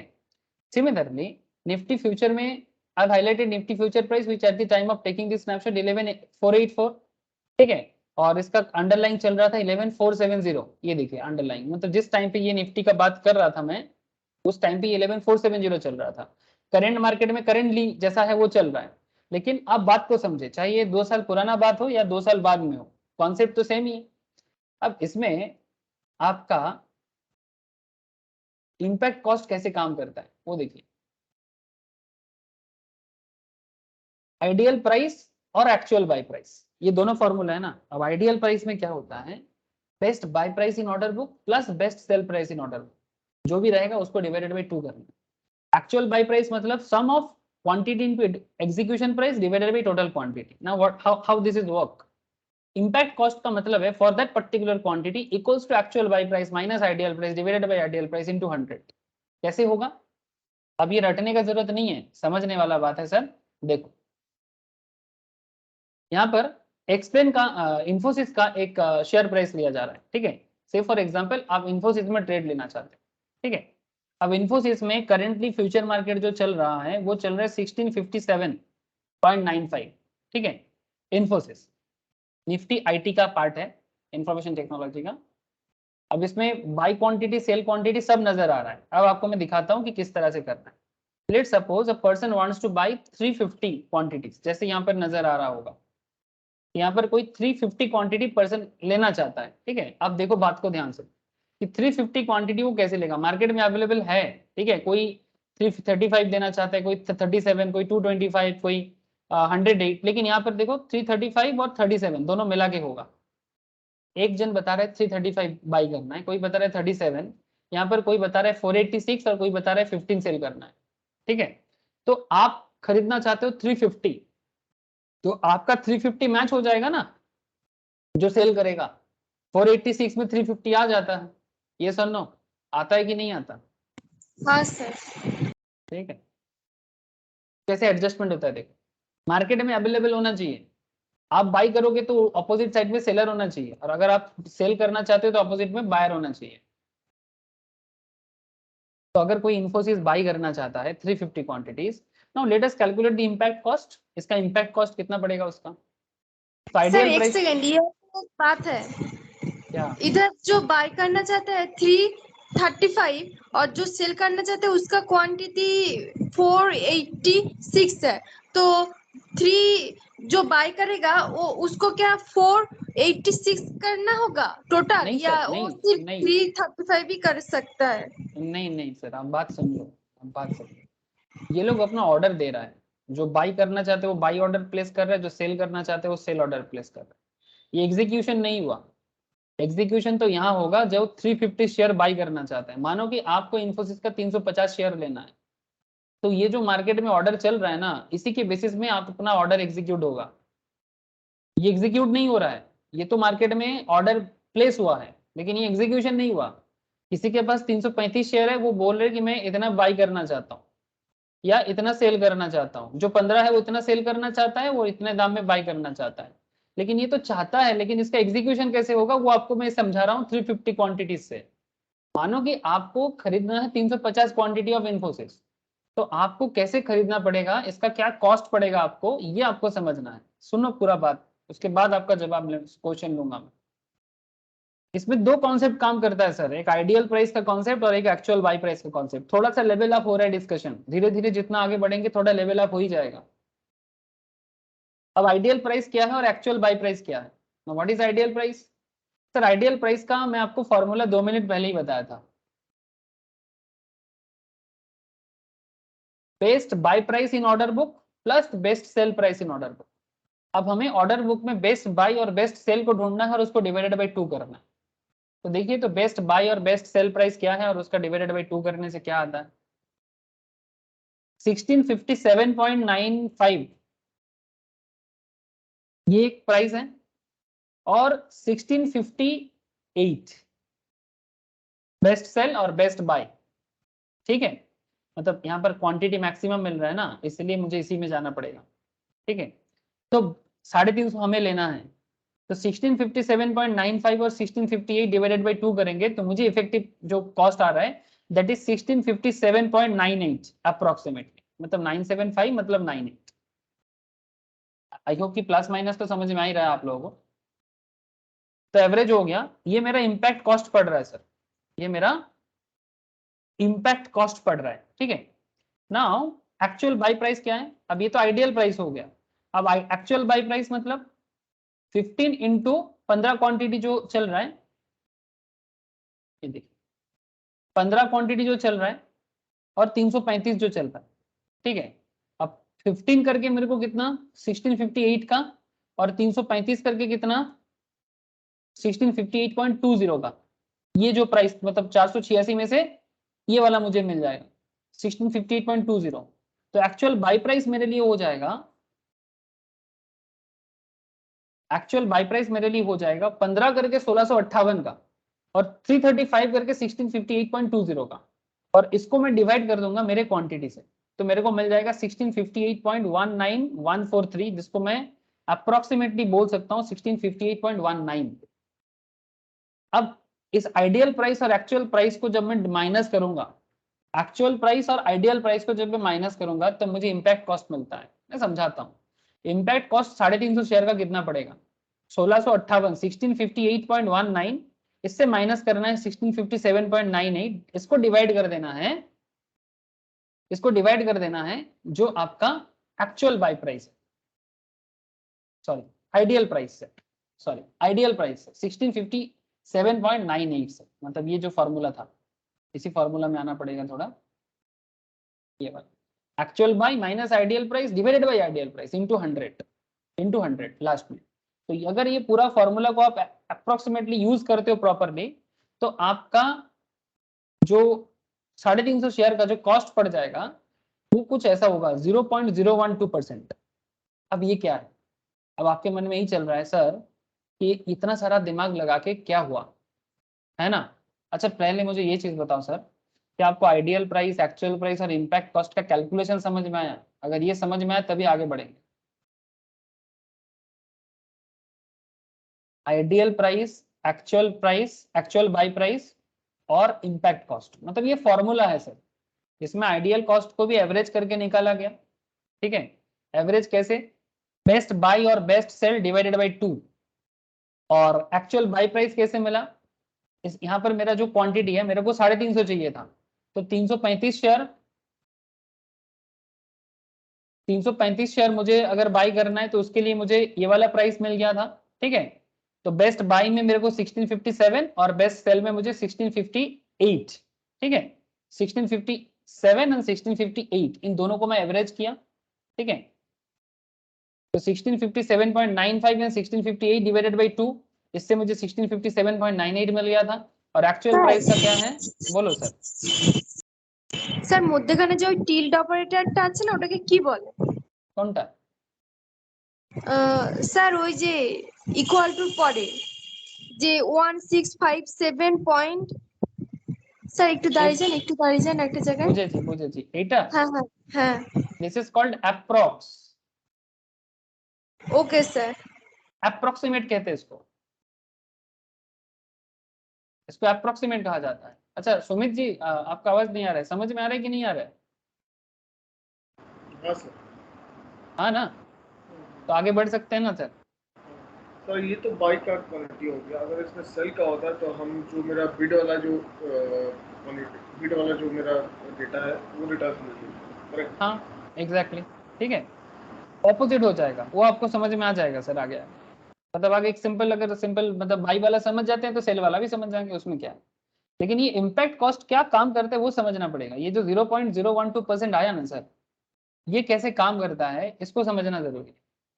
अब इम्पैक्ट कॉस्ट से ना आपको लिक्विडिटी समझ में आता है। कुछ इंपॉर्टेंट मैसेज है सर इसके अंदर, यही तो फ्यूचर या ऑप्शंस मार्केट को इतना इंटरेस्टिंग बनाता है। Impact cost gives a sense of liquidity. Sir एक क्वेश्चन है, जो बेस्ट बाय और बेस्ट सेल का जो आपने जो एवरेज निकाला है, ये हमेशा जो ऊपर वाला दिखाता है एकदम टॉप वाला वही होगा बेस्ट क्वालिटी? नॉर्मली जो सबसे ऊपर दिखता है उसी में बेस्ट क्वांटिटी दिख जाता है। लेकिन देखिए मतलब आपको 350 चाहिए ना, तो उसका मैचिंग भी तो करना होगा आपको। जैसे यहाँ पर इसको कोई 225 सेल कर रहा है, बाई करना चाहता है, ठीक है। तो कोई 486 सेल करना चाहता है, मतलब कहाँ पर आपका मैच करेगा वो तो देखना होगा। तो ये जैसे ये 486 सेल क्वांटिटी में से आप बाई कर सकते हो, है ना। तो इसका एवरेज करके कोई 15 क्वांटिटी कर रहा है तो 335 बाई है, ठीक है। 335 और इसके साथ यहाँ से 15 ले लेंगे, ठीक है। तो इस तरह से मैं अगर 350 को मुझे मैच कराना है कि भाई जो बेस्ट बाई सेल होगा, एक्चुअली देखिए ये एक्चुअली यहाँ पर कांस्टेंट दिख रहा है, बट मार्केट इतना कांस्टेंट नहीं रहता है। मार्केट तो फ्रैक्शन ऑफ सेकंड में चेंज होता है ना। जैसे यहाँ पर देखिए ये जो बिड आस्क चल रहा है, ठीक है। अब मानिए कि आपको किसी कंपनी का, जैसे ये निफ्टी चल रहा है, आपको निफ्टी का 100 शेयर लेना है, 100 यूनिट लेना है, तो 100 यूनिट में कहाँ ऑफर चल रहा है वो आपको देखना पड़ेगा। तो वो बेस्ट बाई सेल जो भी रहेगा, आप अगर ऑर्डर यहाँ पर देंगे अपना दाम भी दे सकते हैं आप, लेकिन जो बेस्ट बाई सेल रहेगा उसी के हिसाब से मार्केट आपको ऑर्डर जनरेट करेगा। कि आप अगर बाई करना चाहते हैं तो अपोजिट में सेलर होना चाहिए ना, तो वो मैच कराने का काम ब्रोकर का है, ठीक है। तो आपको सही क्वांटिटी आपको ऑटोमेटिकली दे देगा। और अगर आप अपना भी कुछ दाम अलग से देना चाहते हो तो वो दाम आपको मेंशन करना पड़ता है। और जैसे ही आप दाम मेंशन कर देते हो तो जैसे ही मार्केट में ऐसा दाम मिलेगा तो तभी जाके आपको मिलेगा, अदरवाइज वो एग्जीक्यूट ही नहीं होगा। ये मार्केट यहाँ पर कांस्टेंट, ये तो स्क्रीनशॉट है तो ये कांस्टेंट रह गया, लेकिन क्या ये कांस्टेंट रहता है? नहीं रहता है। ये जैसे स्क्रीनशॉट लिया गया फ्रैक्शन ऑफ सेकंड में ये भी चेंज हो जाता है, ठीक है। बेसिकली बात ऐसा है सर, 350 क्वांटिटी आपको लेना है। अब 350 क्वांटिटी के लिए मार्केट में बेस्ट बाई सेल जो भी चल रहा है उसको एवरेज करो, जिसमें आपको आइडियल प्राइस मिलेगा। एवरेज क्यों? क्योंकि डिवाइडेड बाई 2 हो रहा है, तो इसमें आइडियल प्राइस मिल जाता है। एक्चुअल बाई प्राइस का क्या है कि जितना क्वांटिटी आप बाई करना चाहते हो, 15 क्वांटिटी और 335 क्वांटिटी, तो 15 क्वांटिटी आप ले लो 1658 से और 335 क्वांटिटी ले लो 1652.20 से, ठीक है। जो जो हमें यहाँ पर दिख रहा है, ये देखिए 1658 पे चल रहा है 15 और 1658.20 में चल रहा है 486, तो इसमें से आपको 335 मिल जाएगा और यहाँ में से आपको 15 मिल जाएगा, कुल मिला के आपका 350 हुआ, है ना। तो एक्चुअल बाई प्राइस आपका उतना हो रहा है, लेकिन इसमें कॉस्टिंग का क्या खेल है, आप कॉस्टिंग का क्या है, इम्पैक्ट कॉस्ट फॉर बाइंग 350 हो रहा है आपका 1658, 1658.19 जो आपका एक्चुअल बाई है, और जो आपका आइडियल बाई है वो 1657.98। इसको डिवाइड कर दीजिए आइडियल प्राइस से, तो जो डिफरेंस आ रहा है इसको इंटू 100 कर दीजिएगा, तो 0.012 का आपका परसेंटेज आ रहा है। Now what is this 0.012 meaning for you, इसका मतलब क्या है आपके लिए, ये जानना जरूरी है सर, और उसी में मैं बात थोड़ा आगे बढ़ा रहा हूँ। Impact cost gives a sense of liquidity. The higher the liquidity in a stock, the lesser is the impact cost. जितना liquidity ज्यादा होगा, impact cost उतना कम होगा. The spread between the buying and selling price is also indicator of liquidity. अब spread के लिए आपको मैं इतना बोलूंगा, आप लोग एक बार मार्जिन कैलकुलेटर का 2 क्लास जरूर कीजिए, वहां पर स्प्रेड के बारे में ही बातचीत हुआ, ठीक है, स्प्रेड का एक्चुअल मतलब क्या काम करता है, और स्प्रेड ऑप्शन में भी बात बहुत डिटेल्स में होगा। सर जितना लिक्विडिटी ज्यादा होगा उतना क्या कम होगा? जितना लिक्विडिटी ज्यादा होगा उतना हाँ? इम्पैक्ट कॉस्ट कम होगा, ठीक है, लिक्विडिटी ज्यादा मतलब impact cost come. The spread between buying and selling price is also indicator of liquidity. Higher the spread, higher the impact cost. जितना spread ज्यादा उतना impact cost ज्यादा, जितना spread लो उतना impact cost come. Higher the liquidity, lesser the volatility. Liquidity कम तो volatility come. If the stock is not liquid, placing market order is not a great idea. अगर कोई particular stock liquid नहीं होता है तो उसमें कभी भी ट्रेड लेना नहीं चाहिए, मार्केट ऑर्डर में ट्रेड लेना ही नहीं चाहिए। अब यहाँ पर सवाल ये उठता है सर कि sir why trading Nifty make sense, तो फिर निफ्टी में ट्रेड लेने में क्या सेंस काम करता है? सर निफ्टी में बेस 50 स्टॉक होता है, the stocks are selected to represent a wide section of the Indian economic sectors. 50 stock में इंडिया का अलग अलग इकोनॉमिक पॉइंट ऑफ व्यू में कंपनी काम करता है। जैसे निफ्टी 50 का मैं आपको लिस्ट पढ़ा रहा था, Mahindra and Mahindra, ONGC, Reliance, Hero Motor, Maruti, Coal India, Eicher Motor, doctor Reddy, BPCL, Tata Steel, Bajaj Auto, State Bank, ITC, JSW, ECL Tech, ठीक है, Axis Bank, LT, Tata Motors, Cipla, Tata Consumer, Apollo Hospital, Sun Pharmaceuticals, NTPC, Hindalco, Jindal Bank. Sir ये data में impact cost है क्या? हाँ, इस data में impact cost है क्या?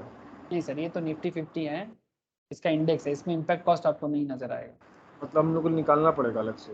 वो आपको अलग से निकालना पड़ेगा, या फिर जब आप फ्यूचर में ट्रेड लेंगे उसमें आपको नजर आएगा, ठीक है, इसमें आपको सर जैसे इम्पैक्ट कि इसमें 0.012 आया, ठीक है, तो इससे इम्पैक्ट कॉस्ट आप ये बोले कि इसको लिक्विडिटी मेजर करता है, ठीक है, जितना ज़्यादा इम्पैक्ट कॉस्ट कम रहेगा उतना ज़्यादा लिक्विडिटी रहेगा। तो सर हम कितना इम्पैक्ट कॉस्ट का एक एवरेज मानेंगे कि वो पर्टिकुलर इम्पैक्ट कॉस्ट अगर इतना आता है, 0.5 है सपोज एग्जांपल, तो इसमें लिक्विडिटी ज़्यादा रहेगा या कम रहेगा? समझ रहे? एक चीज तो हाँ, मैं आपका क्वेश्चन समझ गया। देखिए 0.012 ये जो आपका इम्पैक्ट कॉस्ट आया, ठीक है, ये इम्पैक्ट कॉस्ट हाई है कि लो है, ये जब हम लोग और भी ज्यादा कंपेयर करेंगे तो हमें समझ में आएगा धीरे धीरे। बट एक चीज क्या है, मैं आपका क्वेश्चन समझ गया कि इम्पैक्ट कॉस्ट ज्यादा है कि कम है, कैसे समझ में आएगा, और उसका लिक्विडिटी कैसे समझ में आएगा, है ना। तो अगर कोई पर्टिकुलर स्टॉक, अगर कोई पर्टिकुलर कॉस्ट मतलब स्टॉक जो है, मतलब वो कम कॉस्ट में आता है, ठीक है, इसका मतलब है कि वो लिक्विड ज्यादा है, ठीक है, और जिसमें जिसमें उसका कॉस्ट ज्यादा आ जाएगा, इम्पैक्ट कॉस्ट ज्यादा आ जाएगा, मतलब वो कम लिक्विड होगा, ये मेजरमेंट में आएगा। आगे आगे बात करूंगा सर। ये तो एक तो एवरेज होना चाहिए ना सर? एक तो एवरेज होना चाहिए ना? हाँ, मोटा मोटी एक एवरेज होना चाहिए, दैट इज जैसे माने कि 0.12 जैसे हमारे इस केस में है, ठीक है, 0.012, ठीक है, ये एक अच्छा इम्पैक्ट कॉस्ट है सर, इसमें ज्यादा प्रॉब्लम नहीं है, इसका एक कवर करूंगा मैं, ठीक है। जैसे अगर मैं आपको इसका एक बहुत इंटरेस्टिंग पॉइंट है,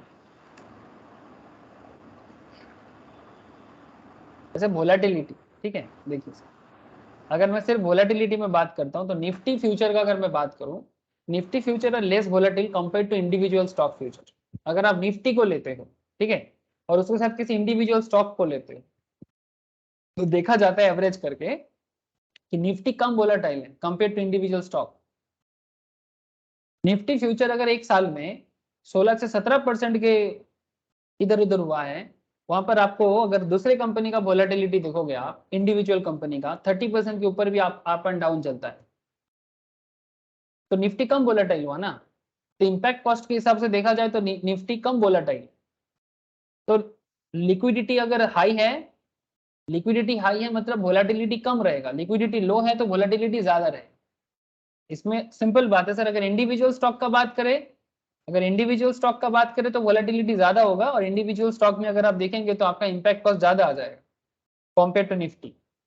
बिकॉज निफ्टी 50 कंपनीज का मिला जुला है ना, तो काफी ज्यादा डाइवर्सिफाइड है, और वही चीज यहाँ पर समझाने का कोशिश चल रहा था। ठीक है, ये जो पॉइंट था,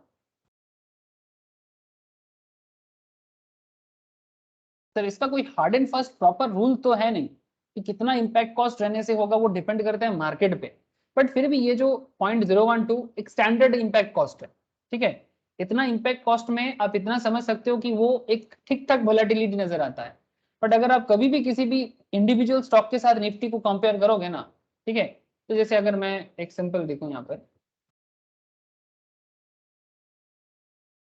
आप निफ्टी देखिए लास्ट एक साल में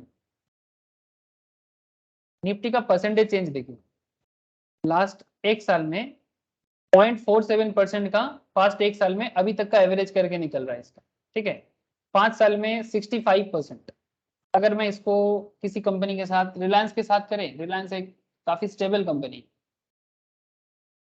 रिलायंस एक साल में कितना चेंजेस हुआ है 20%, वहां निफ्टी का चेंजेस 0.47। मैं चेंज में बात कर रहा हूँ, पॉजिटिव नेगेटिव में बात नहीं कर रहा हूँ। ठीक है, पॉजिटिव नेगेटिव में बात नहीं कर रहा, मैं चेंज पे बात कर रहा हूँ कि कितना परसेंटेज वोलेटाइल है। ठीक है, रिलायंस की जगह टाटा मोटर्स ले लेते हैं,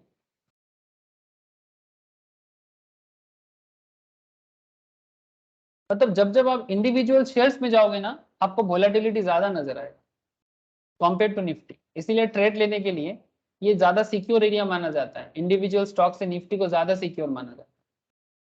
देखिए, एक साल के हिसाब से 21-22% के आसपास का इसका वोलेटिलिटी है, मतलब चेंजेस हुआ है ना, चेंज मतलब वोलेटिलिटी। ठीक है, वो डाउन भी हो सकता है, नेगेटिव में भी जा सकता है। 5 साल में देखो तो देखो 0.83% नेगेटिव है इसका।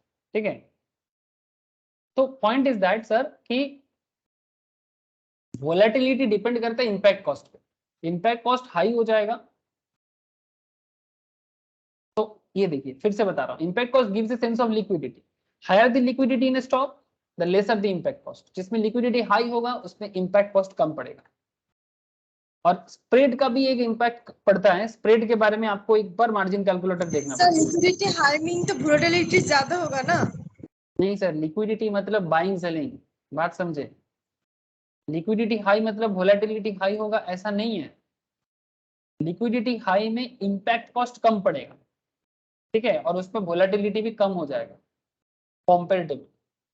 हाई लिक्विडिटी मतलब हाई ओके सर। वोलेटिलिटी ऐसा नहीं है सर। ठीक है, ये देखिए, higher the liquidity lesser the volatility. जिसमें लिक्विडिटी ज्यादा रहेगा उसमें वोलेटिलिटी कम रहेगा कॉम्पेरेटिवली। अगर कोई स्टॉक लिक्विड नहीं है तो ऐसे स्टॉक में ट्रेड लेने से पहले 10 बार सोचना चाहिए। अब ये लिक्विडिटी आपको पता कैसे चलेगा, इम्पैक्ट कॉस्ट से पता चल जाएगा। ठीक है, और आगे आगे मैं आपको और बताता हूँ कि कैसे कैसे ये फ्यूचर में काम करता है, आपको वो भी समझ में आ जाएगा। जैसे why trading Nifty make sense, इसमें मैं आपको बता देता हूँ कि क्योंकि ये डाइवर्सिफाइड है, क्योंकि ये हार्ड टू मैनिपुलेट है, हाई लिक्विड है, easy feels, less slippage.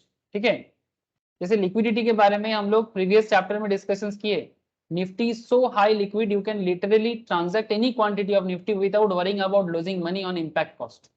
Besides, there is so much liquidity that you can literally transact any number of contract that you wish. इतना लिक्विड है निफ्टी, और ये इतना कम वोलेटिलिटी है compare to any individual stock. इसी तरह से इम्पैक्ट कॉस्ट काम करता है sir. Lesser margin, comparatively margin भी कम चाहिए होता है।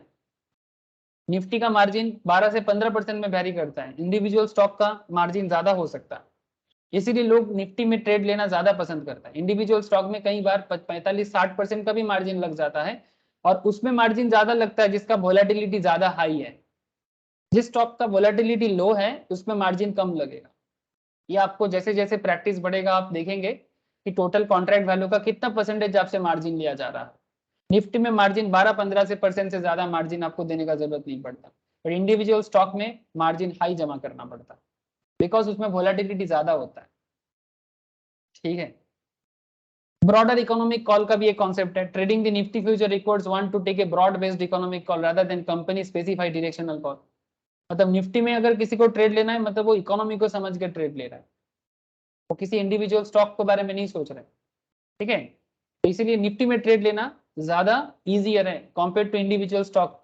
ठीक है, डायरेक्शनल कॉल होता है कि इकोनॉमी किधर जाएगा, निफ्टी का बात यही कंसेप्ट में चलता है। ट्रेड लेने के लिए अच्छा है सर, इन्वेस्टमेंट पर्सपेक्टिव अलग होता है। आप किसी कंपनी को इन्वेस्ट करके रख देते हो टीसीएस में, आईटीसी में, ठीक है, कंपनी आगे बढ़ेगा, आपका पैसा बढ़ेगा, वो अलग कॉन्सेप्ट है, बट ट्रेड के बारे में बात हो रहा है। और कॉम्पिटिटिवली निफ्टी लेस वोलेटिलिटी होता है इंडिविजुअल स्टॉक से, एवरेज स्टॉक से कम वोलेटाइल होता है। तो इस तरह से इंपैक्ट कॉस्ट आपको हेल्प करता है सर। तो हाई इंपैक्ट कॉस्ट मतलब वोलेटिलिटी ज्यादा हो जाए। अभी हाई लो जब आप अलग अलग कंपेयर करेंगे आपको तब समझ में आएगा। नेक्स्ट क्लास में मैं आप लोगों को कुछ ऐसा कंपैरिजन बताऊंगा। फ्यूचर प्राइसिंग करना है ना सर, तो बताना पड़ेगा मुझे, तो एक बार आप लोग गो थ्रू कीजिए घर पे। कोई डाउट हो तो मुझे नेक्स्ट क्लास में पूछिए, ठीक है। लेकिन मैं नेक्स्ट दिन आपको कुछ कंपैरिजन भी बता दूंगा कि अलग अलग स्टॉक में भी आप खुद से भी कर सकते हैं। अब एनएससी के साइड में जाके किसी का भी फ्यूचर उठाइए और इम्पैक्ट कॉस्ट कैलकुलेट कीजिए। ठीक है, ये होमवर्क दे रहा हूं मैं आप लोगों को कि क्या क्या करना है आपको। आपको कॉन्ट्रैक्ट का ये डेटा निकालना है एनएससी के साइड में जाके, कोई भी स्टॉक का ले लो।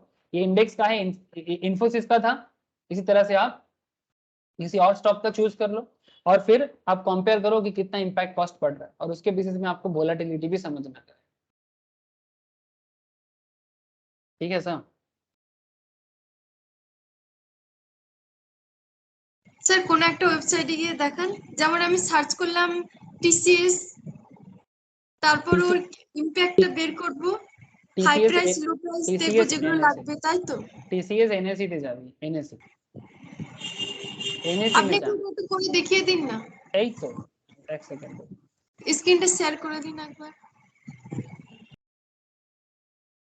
एनएससी में जाना, जैसे ये दिख रहा है, ये इंडेक्स में दिख रहा है, इसी तरह आपको स्टॉक डेरिवेटिव में जाना है।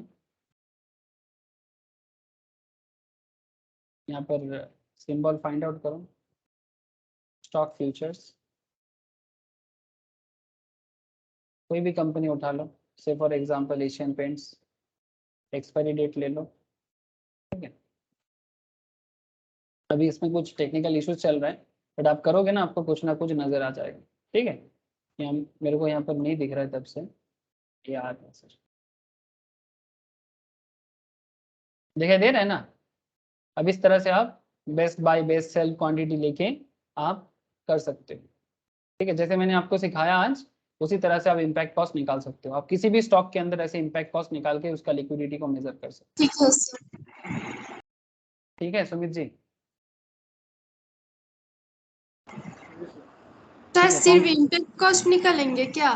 हाँ, इम्पैक्ट कॉस्ट ही पहले निकालो, इम्पैक्ट कॉस्ट निकालो, फिर मैं नेक्स्ट दिन और एक बार आपको समझाऊंगा कि किस तरह से ठीक है। इम्पैक्ट कॉस्ट के ऊपर बेस करके वोलेटिलिटी का कॉन्सेप्ट काम करता है। बट एक चीज तो क्लियर हो गया कि निफ्टी में वोलेटिलिटी कम होता है। ठीक है, निफ्टी में volatility compare to individual stock में कम होता है, इसीलिए निफ्टी में लोग ट्रेड ज्यादा करता है। बिकॉज निफ्टी एक सिंगल बात नहीं करता, वो एक एट लार्ज में बात करता है, इसलिए वो एवरेज करके वो उसका वोलेटिलिटी कम हो जाता है। ठीक है, ठीक है, आप लोग घर पे जितना हुआ आज उतना उसको आप घर पे गो थ्रू कीजिए। नेक्स्ट क्लास में मैं बाकी पॉइंट में बात करता हूँ।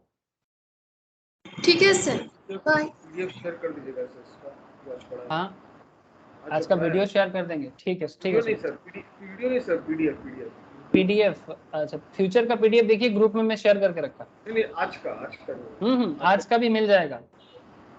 इक्विटी डेरिवेटिव ग्रुप में देखिए फ्यूचर का एक पीडीएफ है, सिर्फ फ्यूचर का बोल के, उसके अंदर ही आपको मिलेगा। और इंडेक्स ऑलरेडी, मेथोडोलॉजी डॉक्यूमेंट, हाँ जी, इंडेक्स मेथोडोलॉजी डॉक्यूमेंट। हाँ जो आज दिखा है ना वो भी, हाँ हाँ हाँ वो शेयर, हाँ वो शेयर करनी है। ठीक है सर।